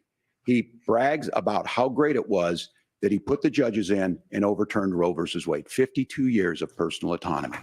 And then he tells us, oh, we send it to the states. It's a beautiful thing. Amanda Zaworski would disagree with you on it's a beautiful thing. A young bride in Texas waiting for their child at 18 weeks. She has a complication, a tear in the membrane. She needs to go in. The medical care at that point needs to be decided by the doctor. And that would have been an abortion. But in Texas, that would have put them in legal jeopardy. She went home, got sepsis, nearly dies, and now she may have difficulty having children. Or in Kentucky, Hadley Duvall, a 12-year-old child raped and impregnated by her stepfather. Those are horrific. Now, when God asked about that, Senator Vance said, 2 wrongs don't make a right. There is no right in this. So in Minnesota, what we did was restore Roe versus Wade. We made sure that we put women in charge of their health care. But look, this is not where, if you don't know Amanda or a Hadley, you soon will. Their Project 2025 is going to have a registry of pregnancies.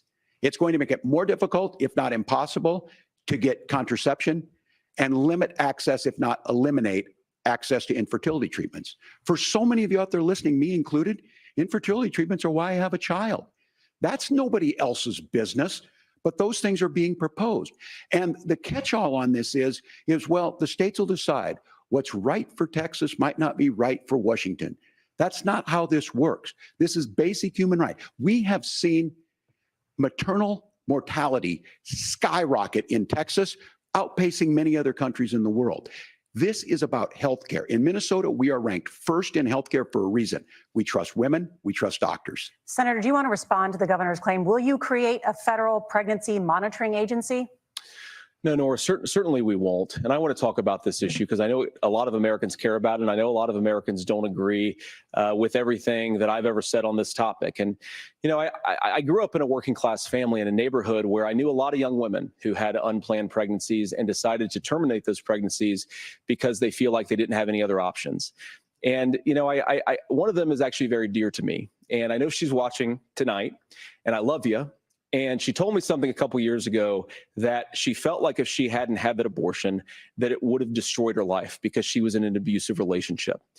And I think that what I take from that as a Republican who proudly wants to protect innocent life in this country, who proudly wants to protect the vulnerable, is that my party, we've got to do so much better of a job at earning the American people's trust back on this issue where they frankly just don't trust us. And I think that's one of the things that Donald Trump and I are endeavoring to do.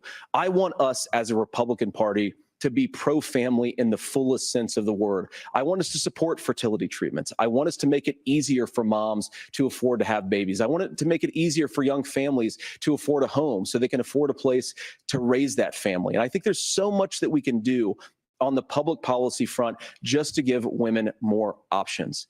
Now, of course, Donald Trump has been very clear that on the abortion policy specifically, that we have a big country and it's diverse. And California has a different viewpoint on this than Georgia. Georgia has a different viewpoint from Arizona. And the proper way to handle this, as messy as democracy sometimes is to let voters make these decisions. Let the individual states make their abortion policy. And I think that's what makes the most sense in a very big, a very diverse, and let's be honest, sometimes a very, very messy and divided country.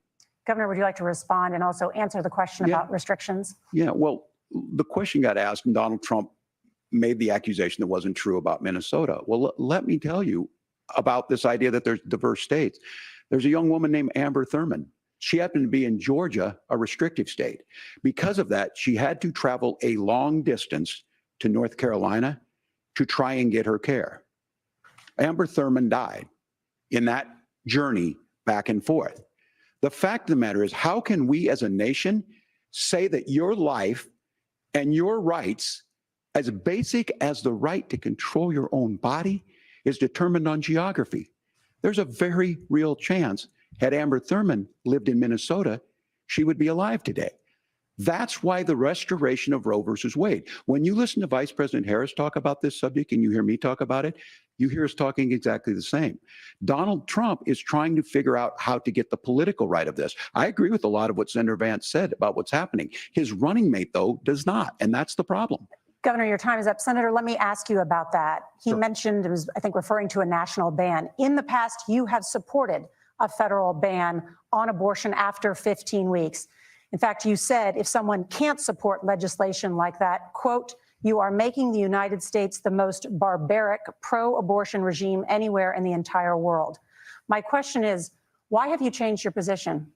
Well, Nora, first of all, I never supported a national ban. I did when I was running for Senate in 2022 talk about setting some minimum national standard. For example, we have a partial birth abortion ban in place in this country at the federal level. I don't think anybody's trying to get rid of that, or at least I hope not, though I know that Democrats have taken a very radical pro-abortion stance. But Nora, you know, one of the things that changed is in the state of Ohio, we had a referendum in 2023, and the people of Ohio voted overwhelmingly, by the way, against my position. And I think that what I learned from that, Nora, is that we've got to do a better job at winning back people's trust. So many young women would love to have families. So many young women also see an unplanned pregnancy as something that's going to destroy their livelihood, destroy their education, destroy their relationships. And we have got to earn people's trust back. And that's why Donald Trump and I are committed to pursuing pro-family policies, making childcare more accessible, making fertility treatments more accessible, because we've got to do a better job at that. And that's what real leadership is. Governor, your response. Well, I'm going to respond on the pro-abortion piece of that. No, we're not. We're pro-women. We're pro-freedom to make your own choice. We know what the implications are to not be that. Women having miscarriages, women not getting the care, physicians feeling like they may be prosecuted for providing that care. And as far as making sure that we're educating our children and giving them options, Minnesota's a state with one of the lowest teen pregnancy rates. We understand that too. We know that the options need to be available, and we make that true. We also make it, we're a top 3 state for the best place to raise children. But these two things, to try and say that we're pro-children, but we don't like this, or you guys are pro-abortion, that's not the case at all. We are pro-freedoms for women to make their choices, and we're going, and Kamala Harris is making the case, to make options for children more affordable, a $6,000 child tax credit, but we're not going to base that on the backs of making someone like Amber Thurman drive 600 miles to try and get health care. Senator? May I respond to that? First of all, Governor, I agree with you. Amber Thurman should still be alive, and there are a lot of people who should still be alive, and I certainly wish that she was. And maybe you're free to disagree with me on this and explain this to me. But as I read the Minnesota law that you signed into law, the statute that you signed into law, it says that a doctor who presides over an abortion where the baby survives, the doctor is under no obligation to provide life-saving care to a baby who survives a botched late-term abortion. That is, I think, whether you're pro-choice or pro-abortion, that is fundamentally barbaric. And that's why I use that word, Nora, is because some of what we've seen, do you want to force Catholic hospitals to perform abortions against their will? Because Kamala Harris has supported suing Catholic nuns to violate their freedom of conscience. We can be a big and diverse country where we respect people's freedom of conscience and make the country more pro-baby and pro-family. But please. Yes, Governor, please respond. Look, this is one where there's always something there. This is a very simple proposition. These are women's decisions to make about their healthcare decisions, and the physicians who know best when they need to do this. Trying to distort the way a law is written to try and make a point. That's not it at all. What was I wrong This about, was- Governor? Please tell me. What was I wrong That is about? not the way the law is written. Look, I've given But this, how? I've given this advice on a lot of things, that getting involved, getting engaged, that's been misread, and it was fact-checked at the last debate. But the point on this is there's a continuation of these guys to try and tell women or to get involved. I use this line on this, just mind your own business on this. Things worked best when Roe versus Wade was in place. When we do a restoration of Roe, that works best. That doesn't preclude us from increasing funding for children. It doesn't increase us from making sure that once that child's born, like in Minnesota, they get meals, they get early childhood education, they get health care. So the hiding behind we're going to do all these other things when you're not proposing them in your budget. Kamala Harris is proposing them. She's proposing all those things to make life easier for families. I asked a specific question, Governor. You gave me a slogan as a response. It's not the case. It's not true. That's not what the law says. So they fact-checked it with President Trump. Gentlemen, there's a lot to discuss. We have to move on, and we're going to be right back with much more of the CBS News vice presidential debate in just a moment.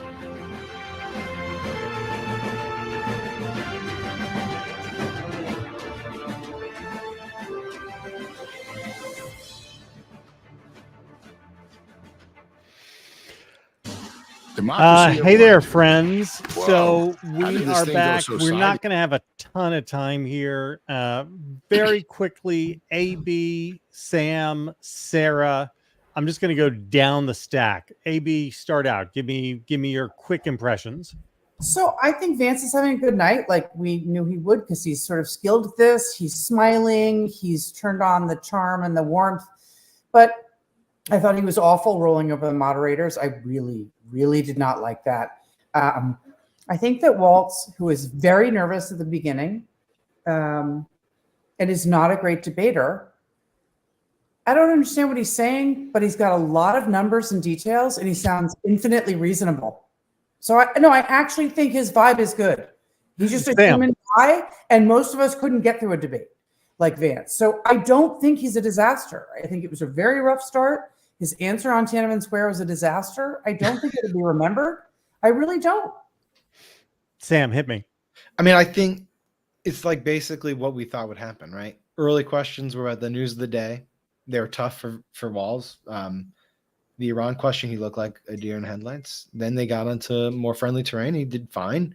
I think I'm not trying to like say that I predicted this, but I kind of did. That his goal continuously, this is Walz's goal. He literally every answer is going back to Trump. Like just every answer, it's going right back to Trump, which is clearly the directive early on. He's not really going after JD. He didn't even take the bait on JD's comments about Trump being Hitler. I mean, he's just going right at Trump.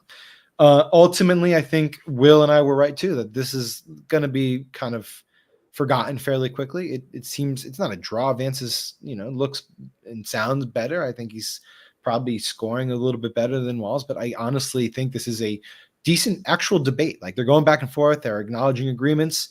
They're laying out substantive differences. I'm not like wowed in one or any direction, but it's notable that Walz, to me, is trying to take every opportunity to go after Trump here. Best friend, what do you think? So, look, I don't think Walz is doing a good job. I just don't. He seems nervous. He seems unsteady. He's often catching himself. And JD Vance, smooth like butter. Man, this guy knows how to. I mean, this thing, it's smarmy as all get out. But his like, we got to get women to trust us again. This is my friend who had the abortion. And I see the more people I see in our category, our camp saying VPs don't matter, VP debates don't matter, the more I'm like, I don't think people think this is going well for Walz. Here's the thing, though. I try to look at these things through voters' eyes. And I do think this is going to be one of those nights where Twitter's not real life. Because, like, Vance is winning on points. He just is. He's a better debater. He's better at this. He knows it's not just that he's better on the substance, it's that he knows how to, like, he didn't just that he would the very first question, tough question, right? But it was like, do you support or oppose Israel launching a strike?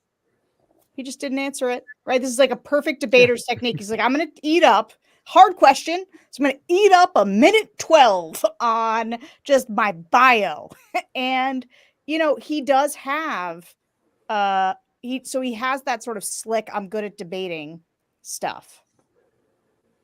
He's not compelling though, right? Like he's not horribly off-putting. I would actually say this is genuinely the best I've seen him, but he's also not, you're like, I feel like the same kinds of people who like Trump don't look at JD Vance and think, ooh, I'm super into this guy, right? They may think like this is like the Twitter set will, Twitter Republicans will, but like, all right, voters, we got to get back. Will, sorry, you don't on. get to talk. We'll talk to you guys after this thing is over.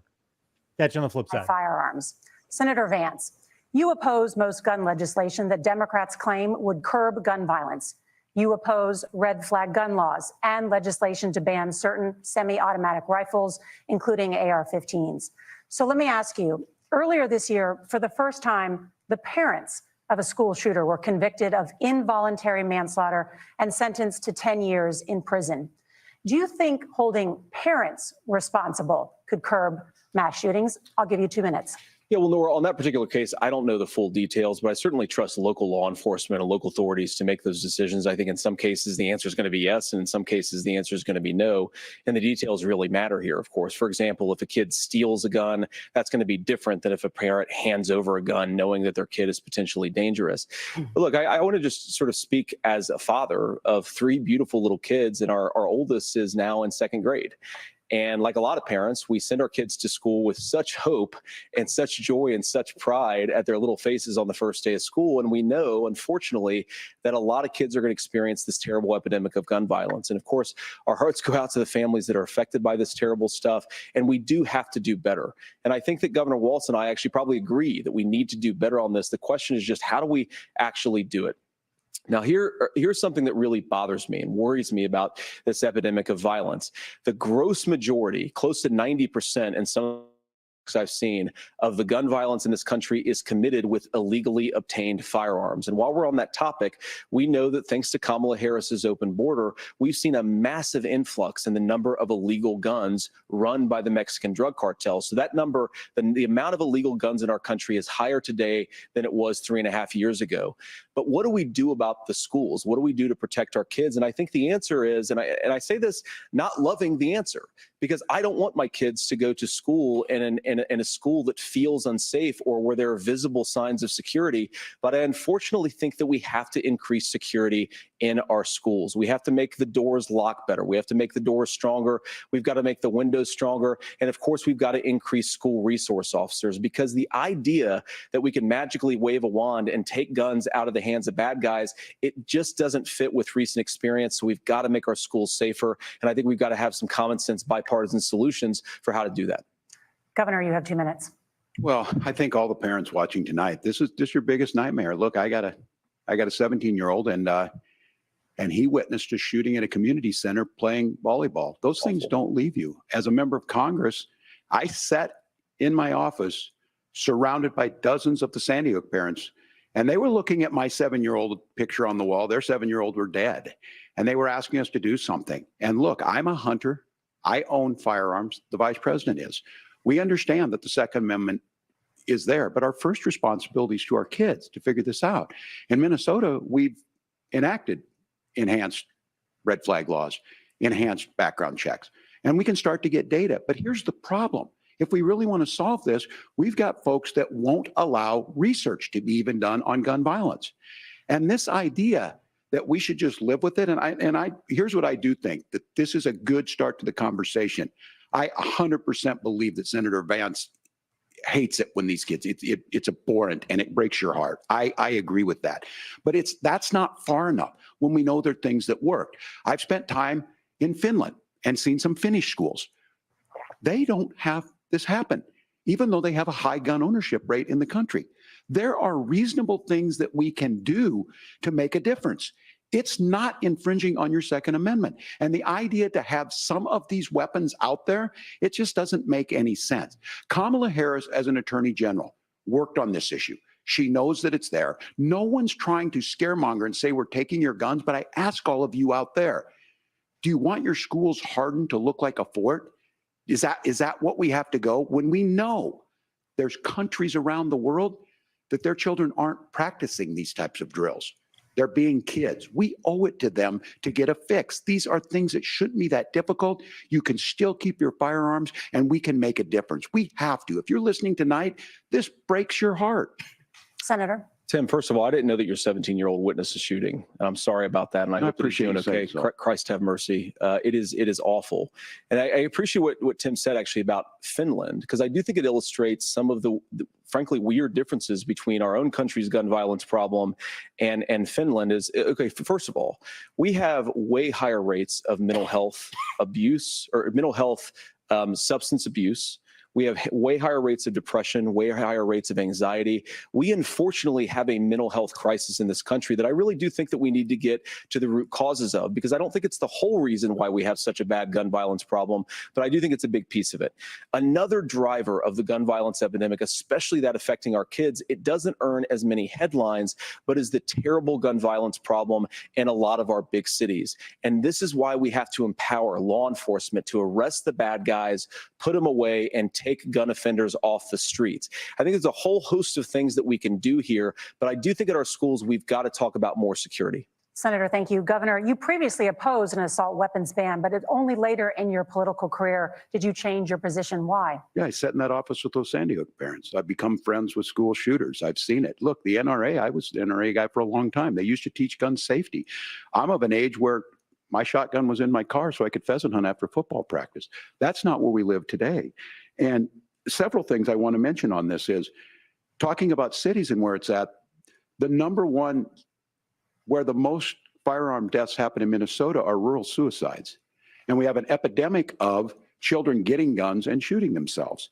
And so we have, and we should look at all of the issues, making sure folks have health care and all that. But I want to be very careful. This idea of stigmatizing mental health, just because you have a mental health issue doesn't mean you're violent. And I think what we end up doing is we start looking for a scapegoat. Sometimes it just is the guns. It's just the guns. And there are things that you can do about it. But I do think that this is one, and I think this is a healthy conversation. I think there's a capacity to find solutions on this that work, protect Second Amendment, protect our children. That's our priority. Gentlemen, thank you. Margaret? Thank you, Nora.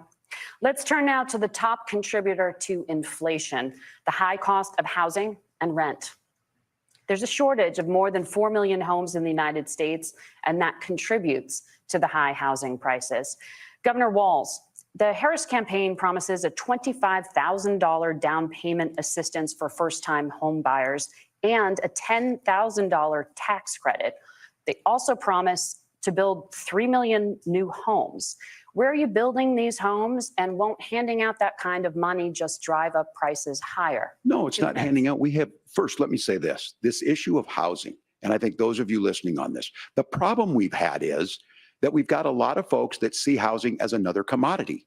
It can be bought up, it can be shifted, it can be moved around. Those are not folks living in those houses. Those of you listening tonight, that house is a big deal. I bought and owned one house in my life. My mom still lives in the house where I was. And when I think of a house, I'm thinking of Christmas services after midnight mass where you go with your family.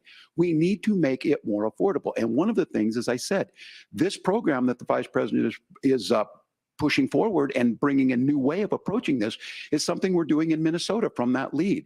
We in the state invested in making sure our housing was the biggest investment that we'd ever made in housing. It starts to make it easier. We cut some of the red tape. Local folks, look, we can't do it at the federal level, but local folks make it easier to build those homes. And then that down payment assistance. I can tell all of you out there, certainly for me, using the GI Bill was one thing, but a veteran's home loan, the big thing about a veteran's home loan is you don't have to pay the down payment.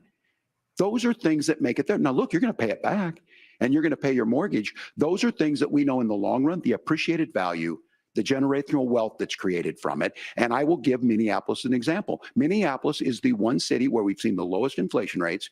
We've seen a 12% increase in stock because we've put some of these things in, and we're implementing a state program to make sure we give some of that down payment assistance. We get it back from people because here's what we know. People with stable housing end up with stable jobs. People with stable housing have their kids able to get to school. All of those things in the long run end up saving our money. And that's the thing that I think we should be able to find some common ground in, but we can't blame immigrants for the only reason. That's not the case that's happening in many cities. The fact of the matter is that we don't have enough naturally affordable housing, but we can make sure that the government's there to help kickstart it, create that base. Governor, your time is up. Senator Vance, as far as your campaign's position, the promise is to seize federal lands to build homes, remove regulation, provide tax breaks, and cut back on immigration, which you say pushes up prices. Where are you going to build all the new homes you're promising? And what part of any of this plan will provide immediate relief? You have 2 minutes. Well, first of all, Tim just said something that I agree with. We don't want to blame immigrants for higher housing prices, but we do want to blame Kamala Harris for letting in millions of illegal aliens into this country, which does drive up costs, Tim. 25 million illegal aliens competing with Americans for scarce homes is one of the most significant drivers of home prices in the country. It's why we have massive increases in home prices that have happened right alongside massive increases in illegal alien populations under Kamala Harris's leadership. Now, Tim just mentioned a bunch of ideas. Now, some of those ideas I actually think are halfway decent, and some of them I disagree with. But the most important thing here is Kamala Harris is not running as a newcomer to politics. She is the sitting vice president. If she wants to enact all of these policies to make housing more affordable, I invite her to use the office that the American people already gave her, not sit around and campaign and do nothing while Americans find the American dream of homeownership completely unaffordable. Now, you asked, Margaret, what would immediately change the equation for American citizens? If you lower energy prices, as Donald Trump says, drill, baby, drill, one of the biggest drivers of housing costs aside from illegal immigration is, think about it. If a truck driver is paying 40% more for diesel, then the lumber he's delivering to the job site to build the house is also going to become a lot more expensive. If we open up American energy, you will get immediate pricing relief for American citizens, not, by the way, just in housing, but in a whole host of other economic goods too. Senator Vance, you still have 23 seconds there. Do you want to answer? Can I have it? Where, Governor, we will get to you in a moment, but Senator, where are you going to seize the federal lands? Can you clarify? Well, what Donald Trump has said is we have a lot of federal lands that aren't being used for anything. They're not being used for national park. They're not being used, and they could be places where we build a lot of housing. And I do think that we should be opening up building in this country. We have a lot of land that could be used. We have a lot of Americans that need homes. We should be kicking out illegal immigrants who are competing for those homes, and we should be building more homes for the American citizens who deserve to be here. Senator, your time is up. Governor, I do want to let you respond to the allegation that the vice president is letting in. Well, of course, that's not true. And again, you have the facts. I guess we agreed not to fact check. I'll check it. That, look, crossings are down compared to when Donald Trump left office. But it's, again, blaming and not trying to find the solution. I was going to ask, though, on this question, are we going to drill and build houses in the same federal land? And I think when people hear federal lands, these are really important pieces of land. Now, Minnesota doesn't have a lot of federal lands. I know in the western part of the countries we do. There's not a lot of federal lands in and around Minneapolis, for example. So the issue is I don't understand the federal lands issue unless we see this, and I worry about this as someone who cares deeply about our national parks and our federal lands. Look, Minnesota, we protect these things. We've got about 20% of the world's fresh water. These lands protect. They're there for a reason. They belong to all of us. But again, this is when you view housing and you view these things as commodities. Like, there's a chance to make money here. Let's take this federal land and let's sell it to people for that. I think there's better ways to do this. We've seen it in Minnesota. We're able to refurbish some of these houses. We're able to make some investments. That gets people in. And I'm still on the fact on this. Economists, Senator Vance, you said you don't like the economists. Which economists are saying that it is immigrants that's adding to the cost? Governor, your time is up. But Senator, on that point, I'd like for you to clarify. There are many contributing factors to high housing costs. What evidence do you have that migrants are part of this problem? Well, there's a Federal Reserve study that we're happy to share after the debate. We'll put it up on social media, actually, that really drills down on the connection between increased levels of migration, especially illegal immigration and higher housing prices. Now, of course, Margaret, that's not the entire driver of higher housing prices. It's also the regulatory regime of Kamala Harris. Look, we are a country of builders. We're a country of doers. We're a country of explorers. But we increasingly have a federal administration that makes it harder to develop our resources, makes it harder to build things, and wants to throw people in jail for not doing everything exactly as Kamala Harris says they have to do. And what that means is that you have a lot of people who would love to build homes who aren't able to build homes. I actually agree with Tim Walz. We should get out of this idea of housing as a commodity. But the thing that has most turned housing into a commodity is giving it away to millions upon millions of people who have no legal right to be here. What are the federal regulations? I deal with this as a governor. You can very quickly reply. I'm sorry. I get this as a governor, and I don't necessarily disagree with that in some cases, many of those are local. Many of them are state. I don't know which ones are federal, but I think whenever we talk regulations, people think they can get rid of them. I think you want to be able to get out of your house in a fire. I think you want to make sure that it's fireproof and those types of things. So which are the regulations? Because the vice president's not responsible for those. Congress writes those. Governor, thank you. Gentlemen, we have a lot to get to. You're passionate about the housing crisis, I can tell. But Nora? Thank you. One of the top problems facing Americans is the high cost of health care. Senator Vance, at the last presidential debate, former President Trump was asked about replacing the Affordable Care Act. In response, he said, "I have concepts of a plan." Since then, Senator, you've talked about changing how chronically ill Americans get health insurance. Can you explain how that would work? And can you guarantee that Americans with pre-existing conditions won't pay more? I'll give you 2 minutes. Well, of course, we're going to cover Americans with pre-existing conditions. In fact, a lot of my family members have gotten health care. I believe, members of my family actually got private health insurance, at least for the first time, switched off of Medicaid onto private insurance for the first time under Donald Trump's leadership. And I think that, a lot of people have criticized this concepts of a plan remark. It's very simple common sense. I think as Tim Walz knows from 12 years in Congress, you're not going to propose a 900-page bill standing on a debate stage. It would bore everybody to tears, and it wouldn't actually mean anything because part of this is the give and take of bipartisan negotiation. Now, when Donald Trump was actually president, and again, he has a record to be proud of, prescription drugs fell in 2018 for the first time in a very long time. Under Kamala Harris's leadership, prescription drugs are up about 7%. Under Donald Trump's entire 4 years, they were up about 1.5%. He introduced pricing transparency. You think about healthcare, you go into a hospital, you try to buy something, and nobody knows what it actually costs. That price transparency will actually give American consumers a little bit more choice and will also drive down costs.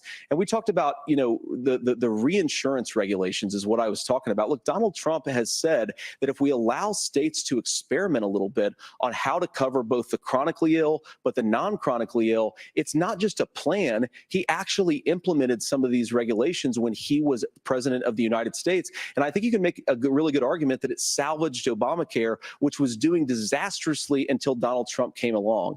And I think it's an important point about President Trump. Of course, you don't have to agree with everything that President Trump has ever said or ever done. But when Obamacare was crushing under the weight of its own regulatory burden and healthcare costs, Donald Trump could have destroyed the program. Instead, he worked in a bipartisan way to ensure that Americans had access to affordable care. It's not perfect, of course, and there's so much more that we can do. But I think that Donald Trump has earned the right to put in place some better healthcare policies. He's earned it because he did it successfully the first time. Governor? All right, here's where being an old guy gives you some history. I was there at the creation of the ACA. And the reason it was so important is I come from a major healthcare state, home of the Mayo Clinic, home to Medical Alley, 3M, Medtronic, all of those. We understand healthcare. It's why we're ranked first on affordability and accessibility and quality of healthcare. And so what I know is under Kamala Harris, more people are covered than they have before. And those of you listening, this is critical to you. Now, Donald Trump all of a sudden wants to go back and remember this. He ran on the first thing he was going to do on day one was to repeal Obamacare. On day one, he tried to sign an executive order to repeal the ACA. He signed on to a lawsuit to repeal the ACA, but lost at the Supreme Court. And he would have repealed the ACA had it not been for the courage of John McCain to save that bill. Now, fast forward, what that means to you is you lose your pre-existing conditions. If you're sitting at home and you got asthma, too bad. If you're a woman, probably not. Broke your foot during football, might kick you out. Your kids get kicked out when they're 26. Kamala Harris negotiated drug prices for the first time with Medicare. We have 10 drugs that will come online, the most common ones that'll be there. But look, this issue, and when Donald Trump said, I've got a concept of a plan, it cracked me up as a fourth grade teacher because my kids would have never given me that. But what Senator Vance just explained might be worse than a concept, because what he explained is pre-Obamacare. And I'll make this as simple as possible because I have done this for a long time. What they're saying is, if you're healthy, why should you be paying more? So what they're going to do is let insurance companies pick who they insure, because guess what happens? You pay your premium, it's not much. They figure they're not going to have to pay out to you. But those of you a little older, gray, got cancer, you're going to get kicked out of it. That's why the system didn't work. Kamala Harris will protect and enhance the ACA.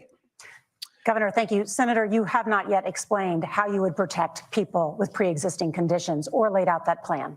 Well, look, we currently have laws and regulations in place right now that protect people with pre-existing conditions. We want to keep those regulations in place, but we also want to make the health insurance marketplace function a little bit better. Now, what Governor Walz just said is actually not true. A lot of what happened, and the reason that Obamacare was crushing under its own weight, is that a lot of young and healthy people were leaving the exchanges.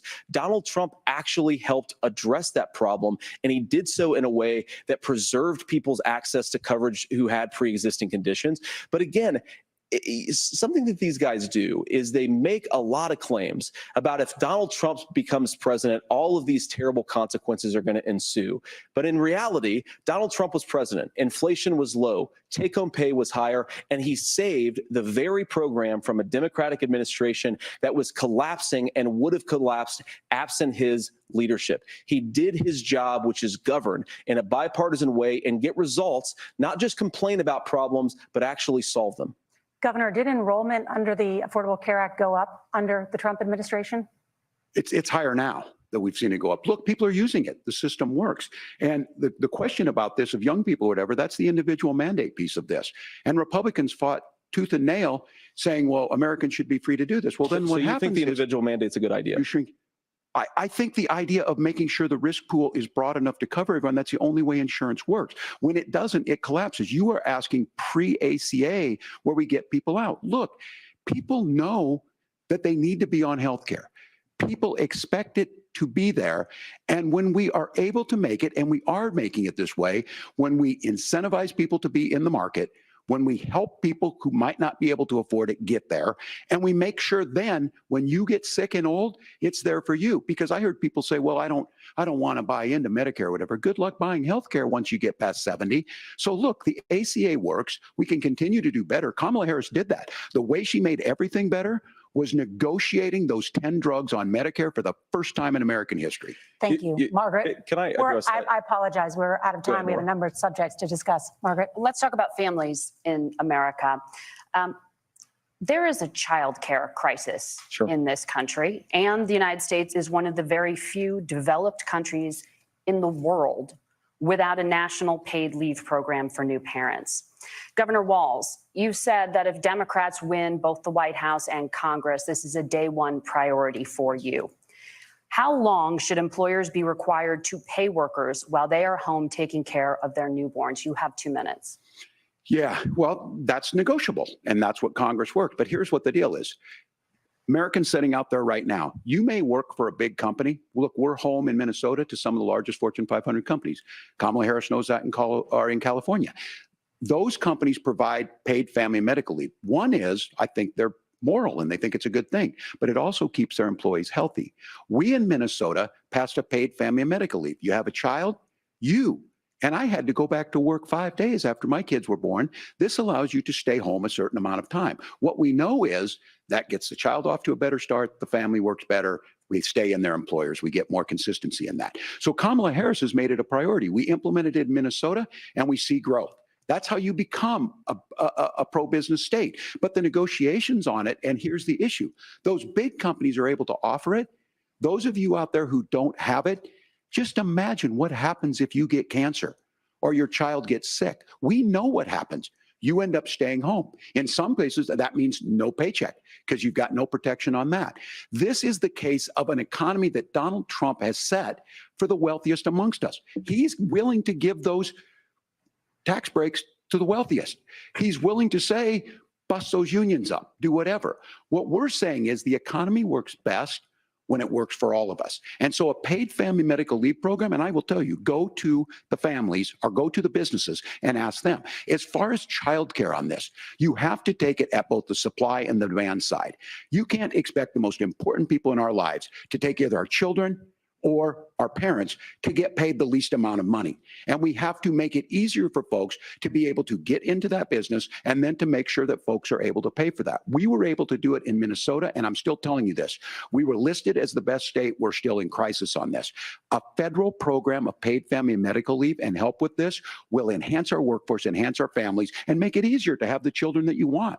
Governor, your time is up. Senator, do you support a national paid leave program? And if so, for how long should employers be mandated to pay their employees while they are home taking care of their newborn? You have 2 minutes. Yeah, well, first of all, Margaret, a number of my Republican colleagues and some Democrats, too, have worked on this issue. And I think there is a bipartisan solution here because a lot of us care about this issue. I mean, look, I speak from this very personally because I'm married to a beautiful woman who is an incredible mother to our 3 beautiful kids, but is also a very, very brilliant corporate litigator. And I'm so proud of her. But being a working mom, even for somebody with all of the advantages of my wife, is extraordinarily difficult. And it's not just difficult from a policy perspective. She actually had access to paid family leave because she worked for a bigger company. But the cultural pressure on young families and especially young women, I think makes it really hard for people to choose the family model they want. A lot of young women would like to go back to work immediately. Some would like to spend a little time home with the kids. Some would like to spend longer at home with the kids. We should have a family care model that makes choice possible. And I think this is a very important substantive difference between Donald Trump and Kamala Harris's approach. I mean, look, if you look at the federal programs that we have that support paid family leave right now, the Community Development Block Grant, and there's another block grant program that spends a lot of money from the federal government. These programs only go to one kind of childcare model. Let's say you'd like your church maybe to help you out with childcare. Maybe you live in a rural area or an urban area and you'd like to get together with families in your neighborhood to provide childcare in the way that makes the most sense. You don't get access to any of these federal monies. We want to promote choice in how we deliver family care and how we promote childcare because look, it is unacceptable. And, you know, of course, Tim and I have been on the campaign trail a lot the past 7 or 8 weeks. And one of the biggest complaints I hear from young families is people who feel like they don't have options, like they're choosing between going to work or taking care for their kids. That is an incredible burden to put on American families. We're the only country that does it. I think we could do a heck of a lot better. Senator, thank you. You have also said, Senator Vance, many things about the American family. The Federal Reserve says parents will spend nearly as much on childcare as they do on housing each month. So I want to get your thoughts on this. President Trump recently said, as much as childcare is talked about as being expensive, it's relatively speaking not very expensive compared to the kinds of numbers we'll be taking in. Is President Trump committed to the $5,000 per child tax credit that you have described? You have 1 minute. Well, what President Trump said, Margaret, I just want to defend my running mate here a little bit, is that we're going to be taking in a lot of money by penalizing companies for shipping jobs overseas and penalizing countries who employ slave laborers and then ship their products back into our country and undercut the wages of American workers. It's the heart of the Donald Trump economic plan. Cut taxes for American workers and American families, cut taxes for businesses that are hiring and building companies in the United States of America, but penalize companies and countries that are shipping jobs overseas. That's the heart of the economic proposal. And I think what President Trump is saying is that when we bring in this additional revenue with higher economic growth, we're going to be able to provide paid family leave, childcare options that are viable and workable for a lot of American families. Can you clarify how that will solve the childcare shortage? Well, because as Tim said, a lot of the child care shortage is we just don't have enough resources going into the multiple people who could be providing family care options. And we're going to have to, unfortunately, look, we're going to have to spend more money. We're going to have to induce more people to want to provide child care options for American families, because the reason it's so expensive right now is because you've got way too few people providing this very essential service. Thank you, Senator. Governor Walz, your ticket also has some child care tax credit proposals. Do you think Congress will agree to the $6,000 credit for newborns and $3,000 credit for children over the age of 6, as your campaign has promised? Is that realistic? Well, if these members of Congress are listening to anybody, I can tell you, and this is the biggest issue. Everybody listening tonight knows. I mean, I'm sure they were shocked to hear it's not that expensive. And let's be clear, whether it's 5,000 or 6,000, that pays you about 3 or 4 months. Let's be clear of where we're at on this. It's because we got out of an imbalance on this. We thought we were going to get by not paying people. I don't think Senator Vance and I are that far apart. I'm not opposed to what he's talking about on options. We've done scholarships types of things. I think we need to be open to making the case. But the issue here is, the question you asked is, you're not going to pay for it with these tariffs. That's just adding another $4,000 on the family and taking less. So not only do they not get the money to pay for that, they're $4,000 in the hole. That's Wharton School. That's his alma mater. And so I think the issue here is, those members of Congress, I can't believe they're not. When I go to businesses, sure, they'll talk about taxes sometime, but they will lead with childcare and they will lead with housing, because we know the problem is, especially in a state like Minnesota, we need more workers because our economy is growing, but we need the workforce. Governor, thank you. We need to move on. Nora? Let's talk about the state of democracy, the top issue for Americans after the economy and inflation. After the 2020 election, President Trump's campaign and others filed 62 lawsuits contesting the results. Judges, including those appointed by President Trump and other Republican presidents, looked at the evidence and said there was no widespread fraud. The governors of every state in the nation, Republicans and Democrats, certified the 2020 election results and sent a legal slate of electors to Congress for January 6th. Senator Vance, you have said you would not have certified the last presidential election and would have asked the states to submit alternative electors. That has been called unconstitutional and illegal. Would you again seek to challenge this year's election results, even if every governor certifies the results? I'll give you 2 minutes.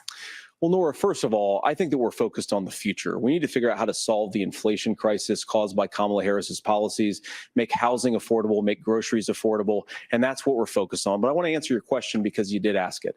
Look, what President Trump has said is that there were problems in 2020, and my own belief is that we should fight about those issues, debate those issues peacefully in the public square. And that's all I've said. And that's all that Donald Trump has said. Remember, he said that on January the 6th, the protesters ought to protest peacefully. And on January the 20th, what happened? Joe Biden became the president. Donald Trump left the White House. And now, of course, unfortunately, we have all of the negative policies that have come from the Harris-Biden administration.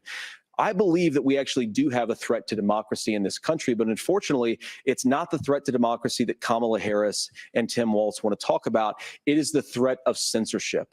It's Americans casting aside lifelong friendships because of disagreements over politics. It's big technology companies silencing their fellow citizens. And it's Kamala Harris saying that rather than debate and persuade her fellow Americans, she'd like to censor people who engage in misinformation.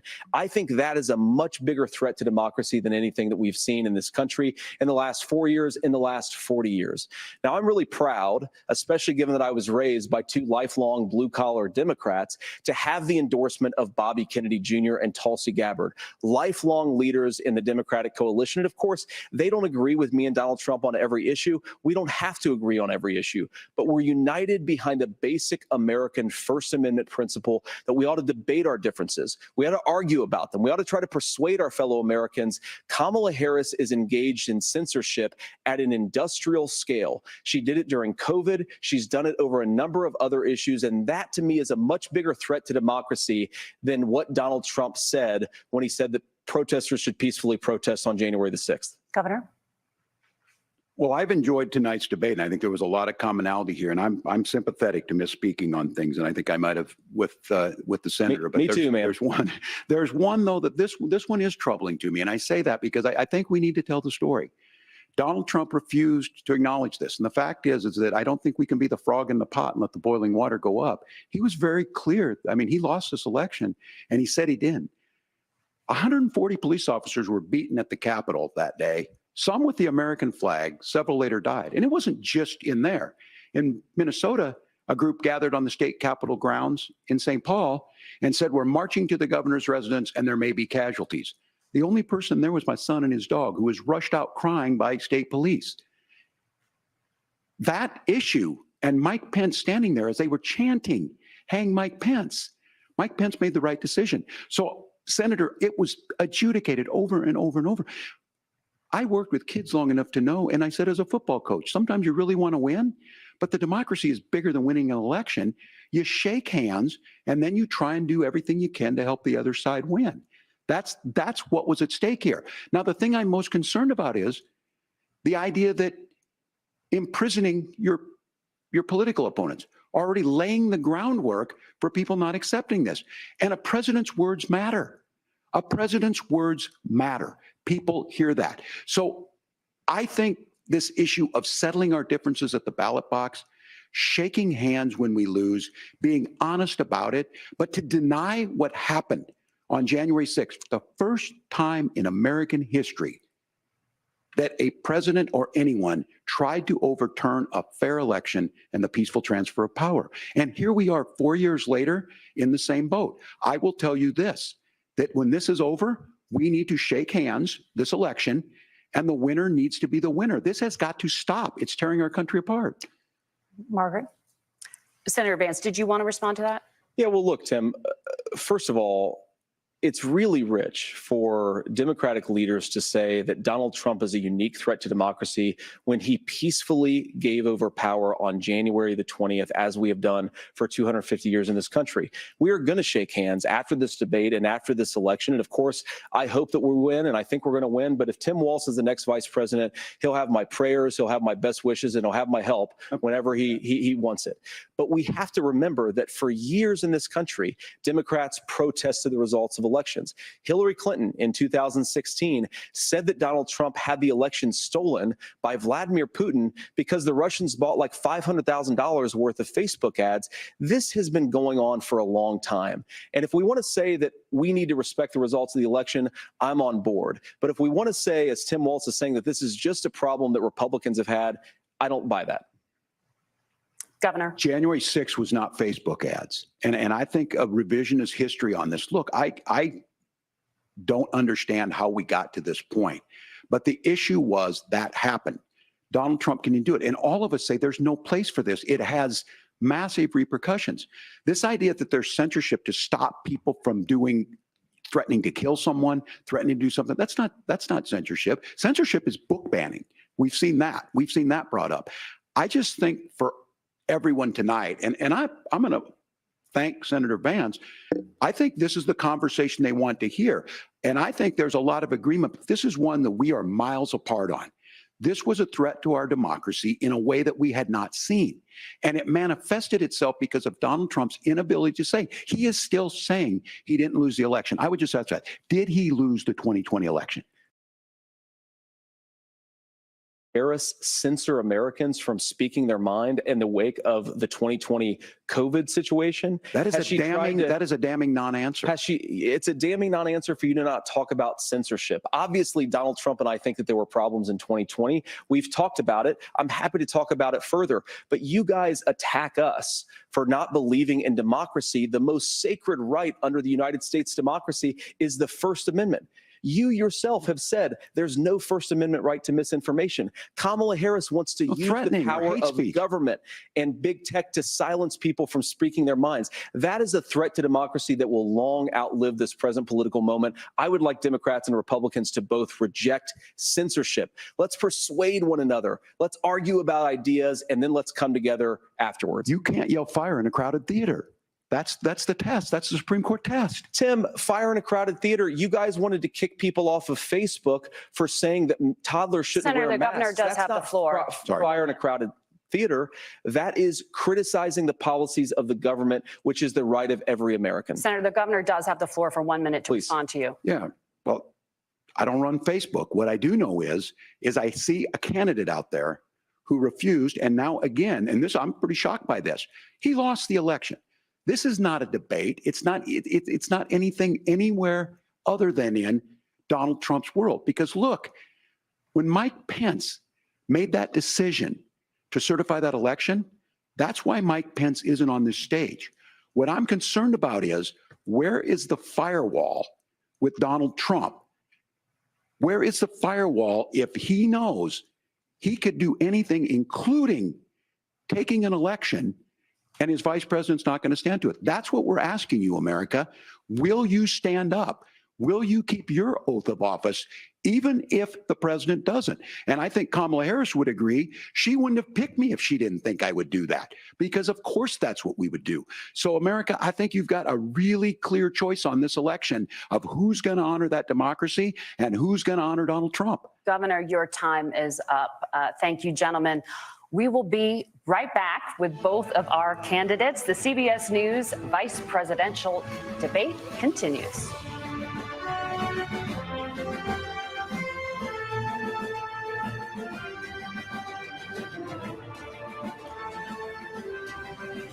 Oh God, how much longer is this going to go on?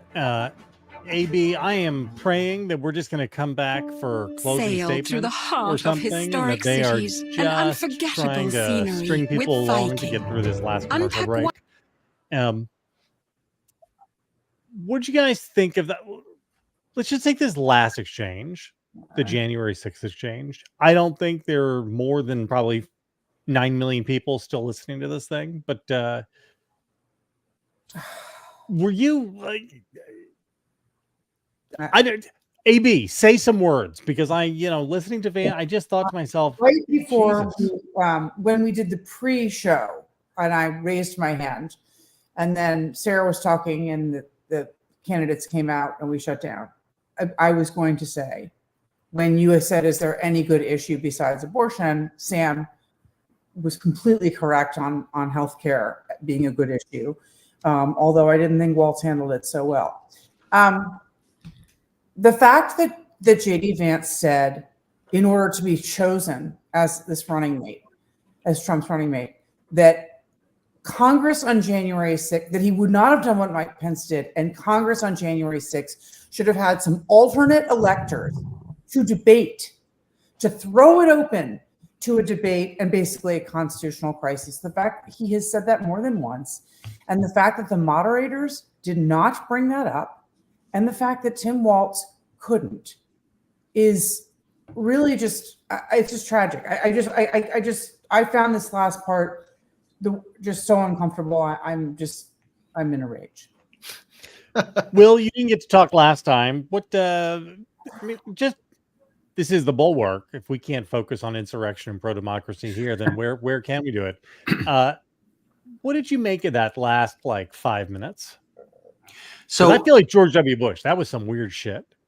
Yeah. I mean, my bottom line on that last 5 minutes is what you just saw was the difference between a prosecutor and a teacher. So Kamala Harris is a prosecutor. And if Walz asked the right question about, he should have said, Trump sat there and watched a violent attack for 3 hours and refused to intervene. That was the point that he didn't quite drive home. But he did say, did Trump lose the election? And Vance wouldn't answer, right?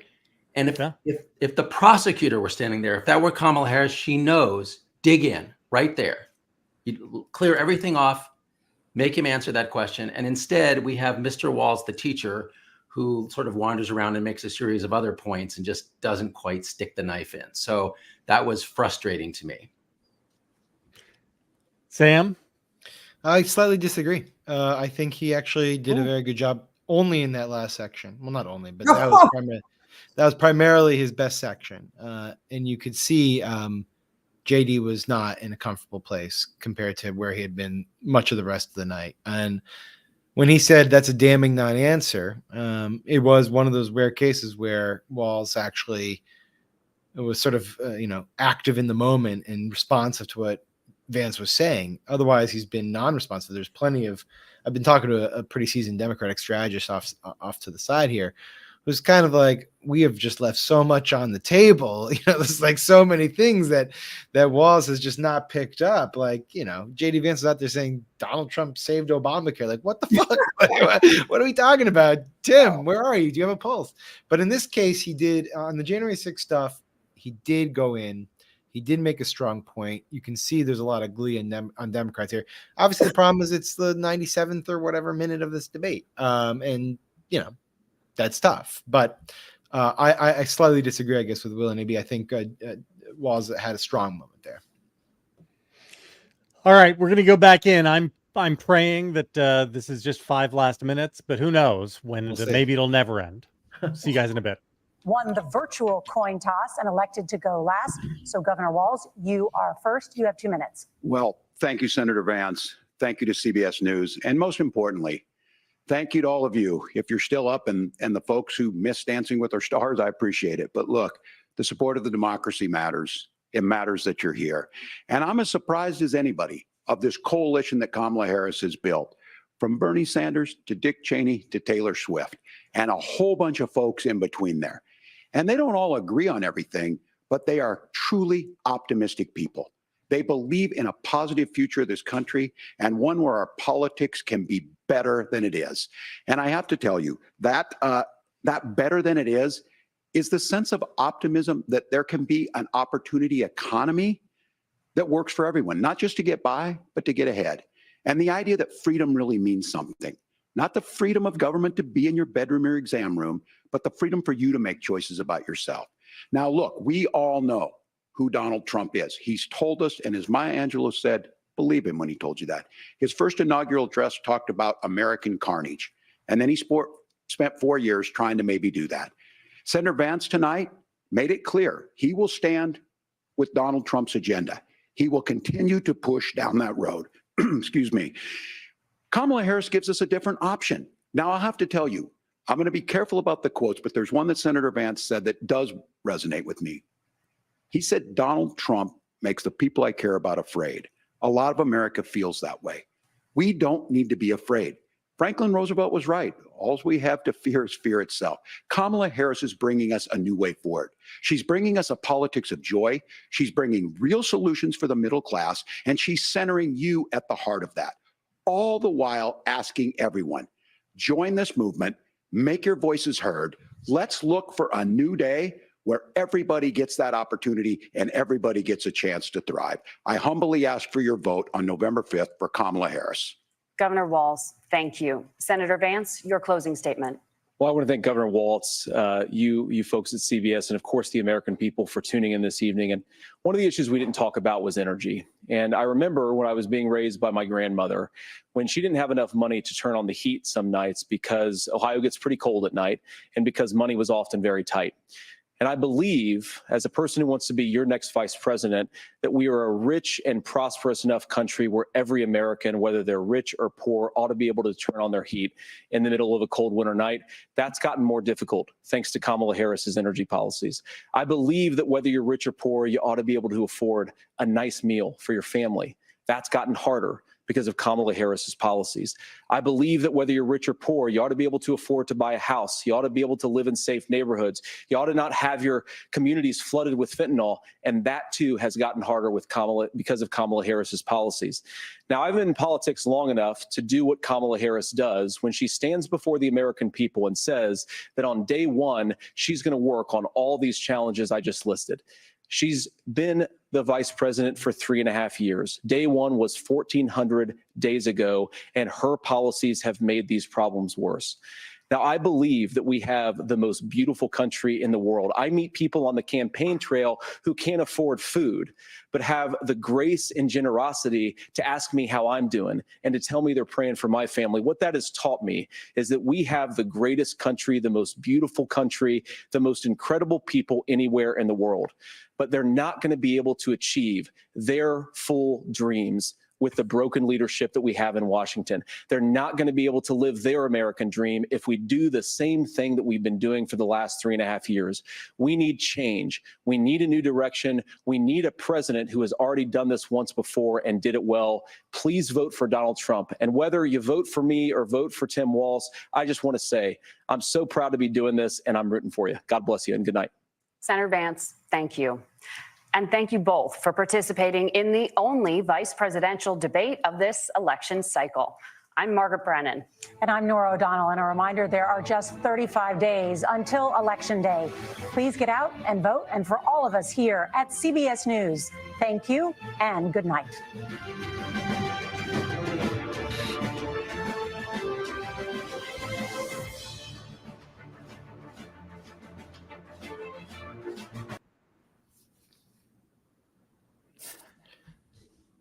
It's over. JVL. Sorry, I'm muted. So we made it, friends. We all made it. I'm not quite sure what else there is to say. I think our pre-show guesses came out kind of close to the mark. But I don't know. Let me start with you, Sarah. Give me your just 30,000 foot. Did this debate do anything you think to alter anything in the race? They're going to get a good, decent Trump Vance going to get a good, decent news cycle out of it, because I think that it's a sort of objective win. Vance did well, and Walz survived. The thing that I'm kind of, I struggle all the time with the fact that I always feel like we're underreacting to this particular moment. And on one hand, there's the Sarah part of me that likes that Walz is kind of the guy who wants to seek common ground. Like, you could feel him on stage looking at Vance and being like, no, let's find the places where we agree, and like, let's find a nice equilibrium. And I don't want to be a pit bull. I'm not trying to rip your throat out. And there's the part of me that's like, it's nice just to have a debate without Donald Trump on stage, right? To have people discussing issues and like being normal humans to each other. And then there's the part of me that's like, Tim Walz, this guy said he wouldn't certify an election. This guy, JD Vance, called Trump a Nazi, America's Hitler. You got ammunition for days, man. Go get him. And look, Walz nobody's going to like me saying this, but Walz had that big-eyed, deer in the headlights look for half the debate that just, and you could see his comfort zone was trying to vibe with Vance, trying to find places where they agreed, trying to find sort of a decent equilibrium. And I respect that as a human being. I long for more as somebody who needed blood. Sweep the leg, Johnny. Yeah, that's man, what Sarah wanted. Yeah. Go get him. And he did all right at the end there on January. The back half was better for him. He found his rhythm. He was okay. I do think no harm, no foul long term. Sarah, let me ask you. First of all, I come down on the side that I don't think anything really materially matters from this debate. Just like Will and I predicted, I think we'll forget about it in about 48 hours. But if we were to say what were like two moments that would resonate, or a line from the debate that would resonate, what would you say is the line? I have mine. I mean, look, if I'm looking at it depends, right? Okay, so right-wing media ecosystem tomorrow. Yeah. The knucklehead line. That's the Tiananmen Square stuff. Yeah. He had to have known that was coming, and it was a terrible answer. Sure. Terrible. Am I missing something on this? Because it seems like the way to answer that is, yeah, I'm sorry, it was a long time ago, and I was there 6 weeks later than I said it was. And I don't know. Sorry, I spoke. Yeah, I think that would be the way to answer it. But I actually don't think that's going to... I think... Because nobody fucking cares. No one cares. I think that will be fine in right-wing media ecosystem. We'll talk about it. But I'm talking about larger than that. Is there a line that from this debate, a moment that tomorrow people outside the right-wing echo chamber will talk about? Well, obviously, Vance. I mean, as we were saying before, I think that Walz should have hit much harder at the end about Vance not saying that Trump lost the election. But I think the media will do the job for him. I think I think the MSM will absolutely pick up on that, amplify it, and they'll make it the story that he could have made it on stage and didn't. JD Vance did not say he would did not say he believed Trump lost the election. It's simple. It's straightforward. It's an easy debate that people will pick up on. It demands a follow-up question. It came 97 minutes into the debate. But frankly, if there's one thing we will remember from this debate, it's that JD Vance was asked point blank, did Trump win or lose? And he couldn't answer the question. And all this other stuff is fodder for the partisans. But I think that one, ultimately, if there is anything that comes out of this debate that gets talked about a couple days from now, it's going to be that. I wish a fly had landed on somebody's head, because I feel like then we'd have like something, I don't know, something to like round out the debate. Otherwise, it's like they were so Midwestern nice. I'm sorry. I gotta ask you guys. At the presidential debate, Donald Trump said that he won the election. Right. I mean, like, so why would it matter? You know what I'm saying? Like, JD Vance, like, why would it be a news story that JD Vance won't say that Trump lost when Trump, the actual candidate himself, happily, affirmatively said, "Yes, I won." Remember, they even did that question with the because as Walz said, Mike Pence is the reason that Trump failed in that coup attempt. I mean, you know, there might have been a couple of other guardrails after that, but we didn't have to get to that point because Pence stood up. And as Walz said, that's why Pence isn't here. Now, I think Walz should have hit that much harder. JD Vance is here because he said he would do whatever Trump wants in that moment, that he would allow the alternate, the fake electors that Pence wouldn't allow. Didn't hit it hard enough, but that, you know, I think that was adequately at least exposed. Agreed. AB? Yeah, I just I'm not gonna get past. I don't care that they didn't fact check. I'm not gonna get past the moderators not saying these are your exact words, Senator Vance, about explain to us what it would mean to just debate alternate electors in defiance of the will of the voters after certification on December 14th of 2020 of the election results. I mean, I'm sorry, it is absolutely disqualifying. And the fact that they didn't bring it up and then Walz couldn't is still making me shake. Maybe I'm deranged, but I find I'll never get over it. That is the headline of JD Vance. It's why he got the running mate job, was because he is willing to bring the whole house down. Yeah, constitutional crisis. I'm trying to think of like, what's the story where you sell your soul, but you get like to be a very slick guy with bright blue eyes. Like that's the exchange. The picture of Dorian Gray. It's sort of like that, right? Like it feels like if you know a lot about what's going on, you're watching JD Vance and you're thinking, this is what you did it all for, man. I hope you're getting what you want out of this, because you are a talent. And this is where Trump corrupts everything so completely, right? JD Vance could have been he is a talented politician who is a bad person, but who clearly has like some good gut level instincts.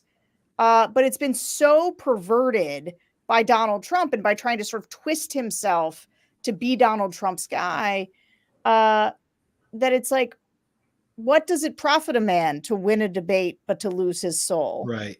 And I would say this, like the JD, his ability, I don't know if you want to call it shape-shifting or whatever you want to call it, his political skill, but depending on the audience he's in, to act in a different way, you know, up and coming, you know, young conservative writer who was like very comfortable in Democratic crowds and talking about Ohio, then turned into like a, you know, right-wing aspirant for the Senate, and now like a MAGA blogosphere hero. And then tonight, in front of a different audience, can turn back into someone who's got this Midwestern nice sensibility, constantly. 2016 Marco Rubio, but a little harder on immigrants. Right, and That's what he was constantly complimenting and saying, you know, I appreciate what Tim Walz is saying. There's some good, halfway decent ideas there. Like, we can get some common ground here. Like, that's not the guy who exists on these YouTube shows. Like, it's just a different human being.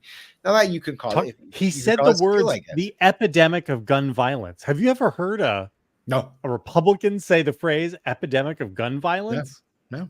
He said that Donald Trump saved Obamacare. Talked about his friend who got an abortion. I mean, this is all stuff that we'd be like, whoa, this is like. And how that abortion saved her life, right? Yeah. Her life would have been destroyed if she hadn't had that abortion. And he was like, yeah, I love you, sister.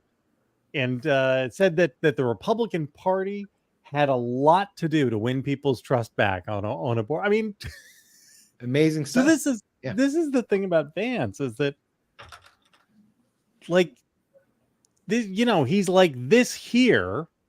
And then he goes on the Jack Murphy podcast and he's like, man, these fucking old crones who don't menstruate anymore, they're evolutionarily no longer necessary.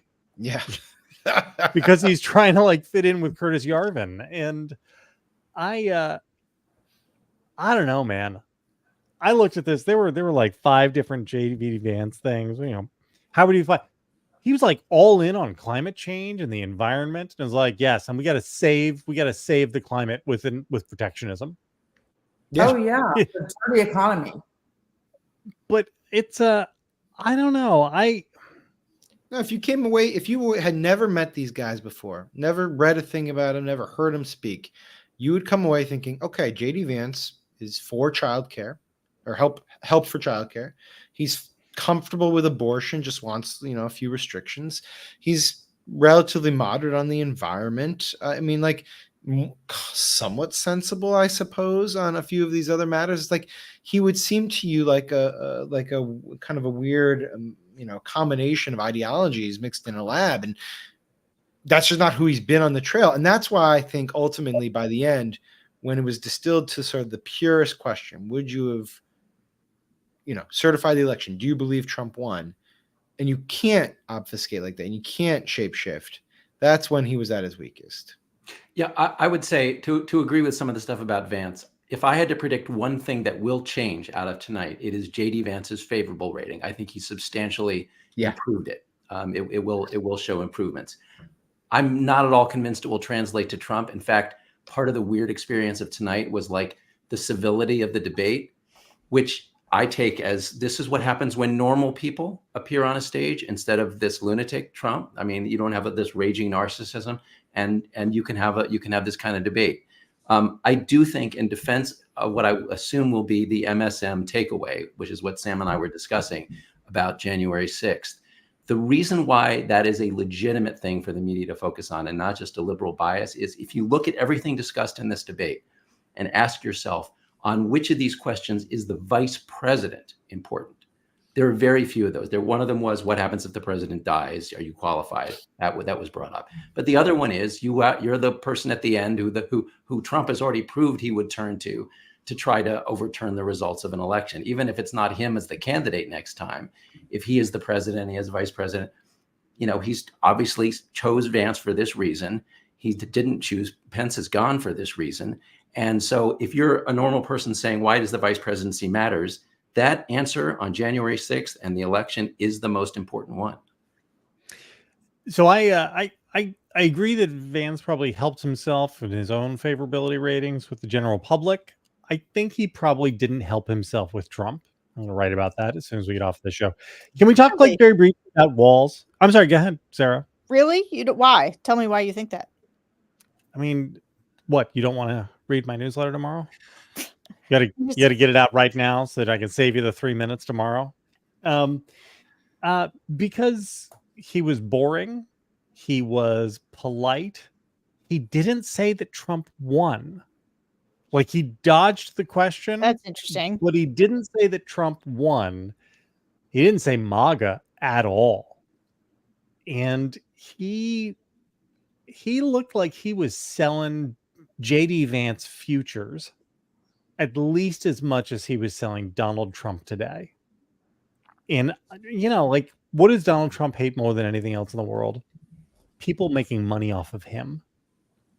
That's what JD Vance was doing tonight. I also thought it was very J.D. funny Vance that was making money off of Donald Trump. I also thought it was very funny and telling that Trump, in the middle of the goddamn Pete debate, Rose. put out a tweet about Pete Rose. Like, Yeah. clearly As if he just died. Yeah. Pete Rose just died.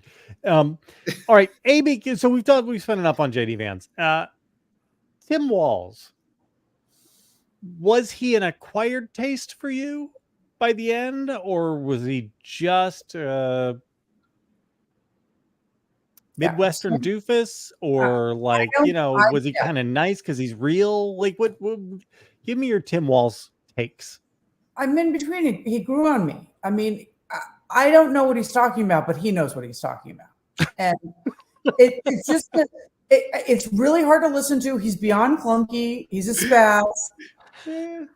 But there was just a vibe of like he's a real guy. And it is just, he's just very authentic. And I don't think he's adorable, but he's authentic. And there was just something by the end, like, I know he sounded like he was in a gubernatorial debate, to run for re-election in Minnesota, and it was all, really like boring. But I think if I would really be interested, I was listening at one point, he was just flying off. Just tripping over words, just really, really a mess. And I was thinking, I would love to see those dial groups right now. And someone is doing a dial group tonight. Someone did. Yeah. And I bet there is better voter response to Tim Walz than we think. It just started to he just grows on you. And again, you have no idea what he's saying. But it's incomprehensible at times. But it's like, this guy knows his policies. He loves it. The veterans home loan, the 12%, the 19%, he just gets into it. And he loves being governor. And he's really, if you were doing a gut check, as I said, a while ago, and you just sort of swooped in and you're like still an undecided voter, you just feel like, okay, this guy can be vice president. He can be in the background and just like never do anything, not lead the way and just be her good number two. And he's like a real person. I think Will summarized it when he said the teacher versus the prosecutor. I mean, he's like he's the teacher, right? Sarah, what'd you think? You look positively dismissive.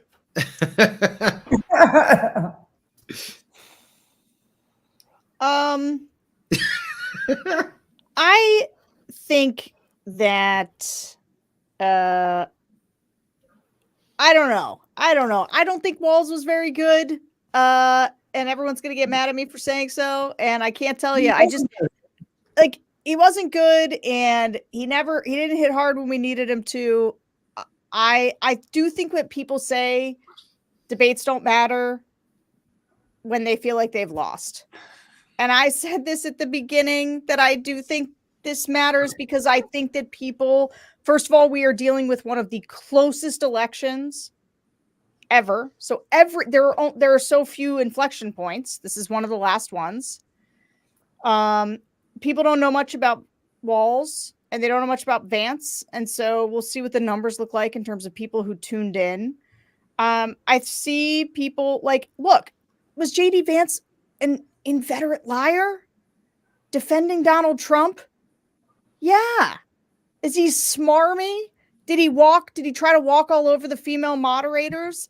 Did he talk like a completely different person from who he is? Yeah, sure. But he was better. He had a better command of the issues. And, Walz, he's a better debater. Did he have better? Like, I don't think he came off as wonky as Walz.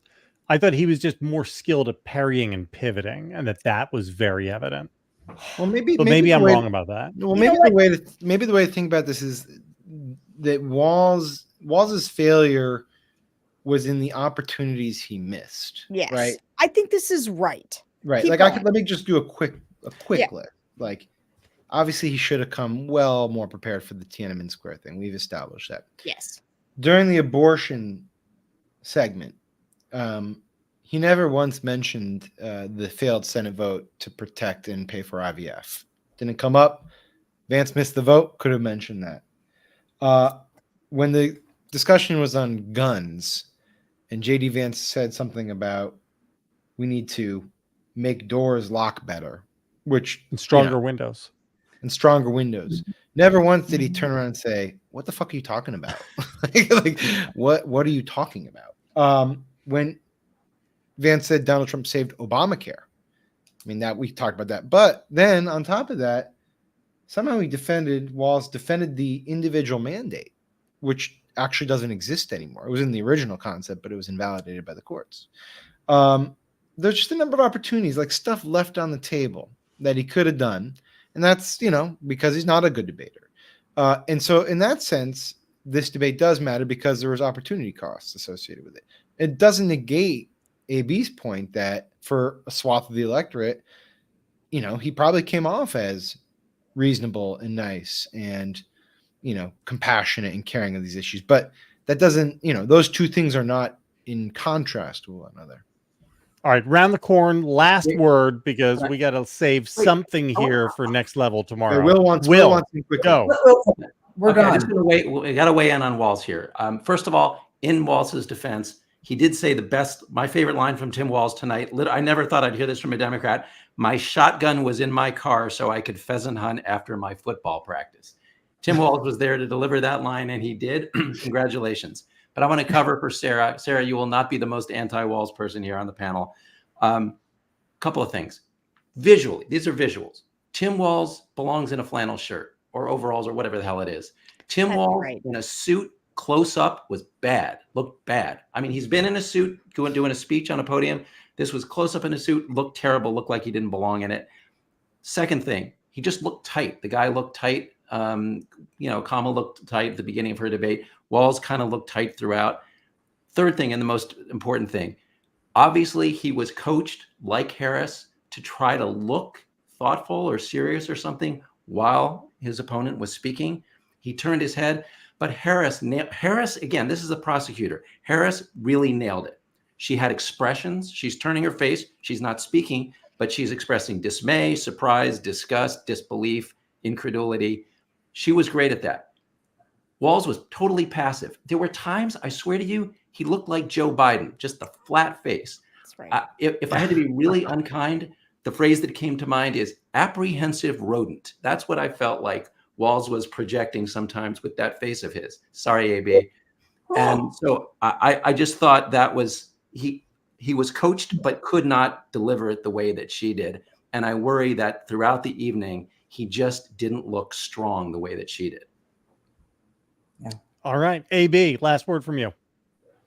It was really boring. It really was, because Vance is a pretty boy, fakest faker ever. And like Sam said, if you just stumbled upon it, you'd have been like, who's this lovely guy with his nice eyes and his sweet little smile?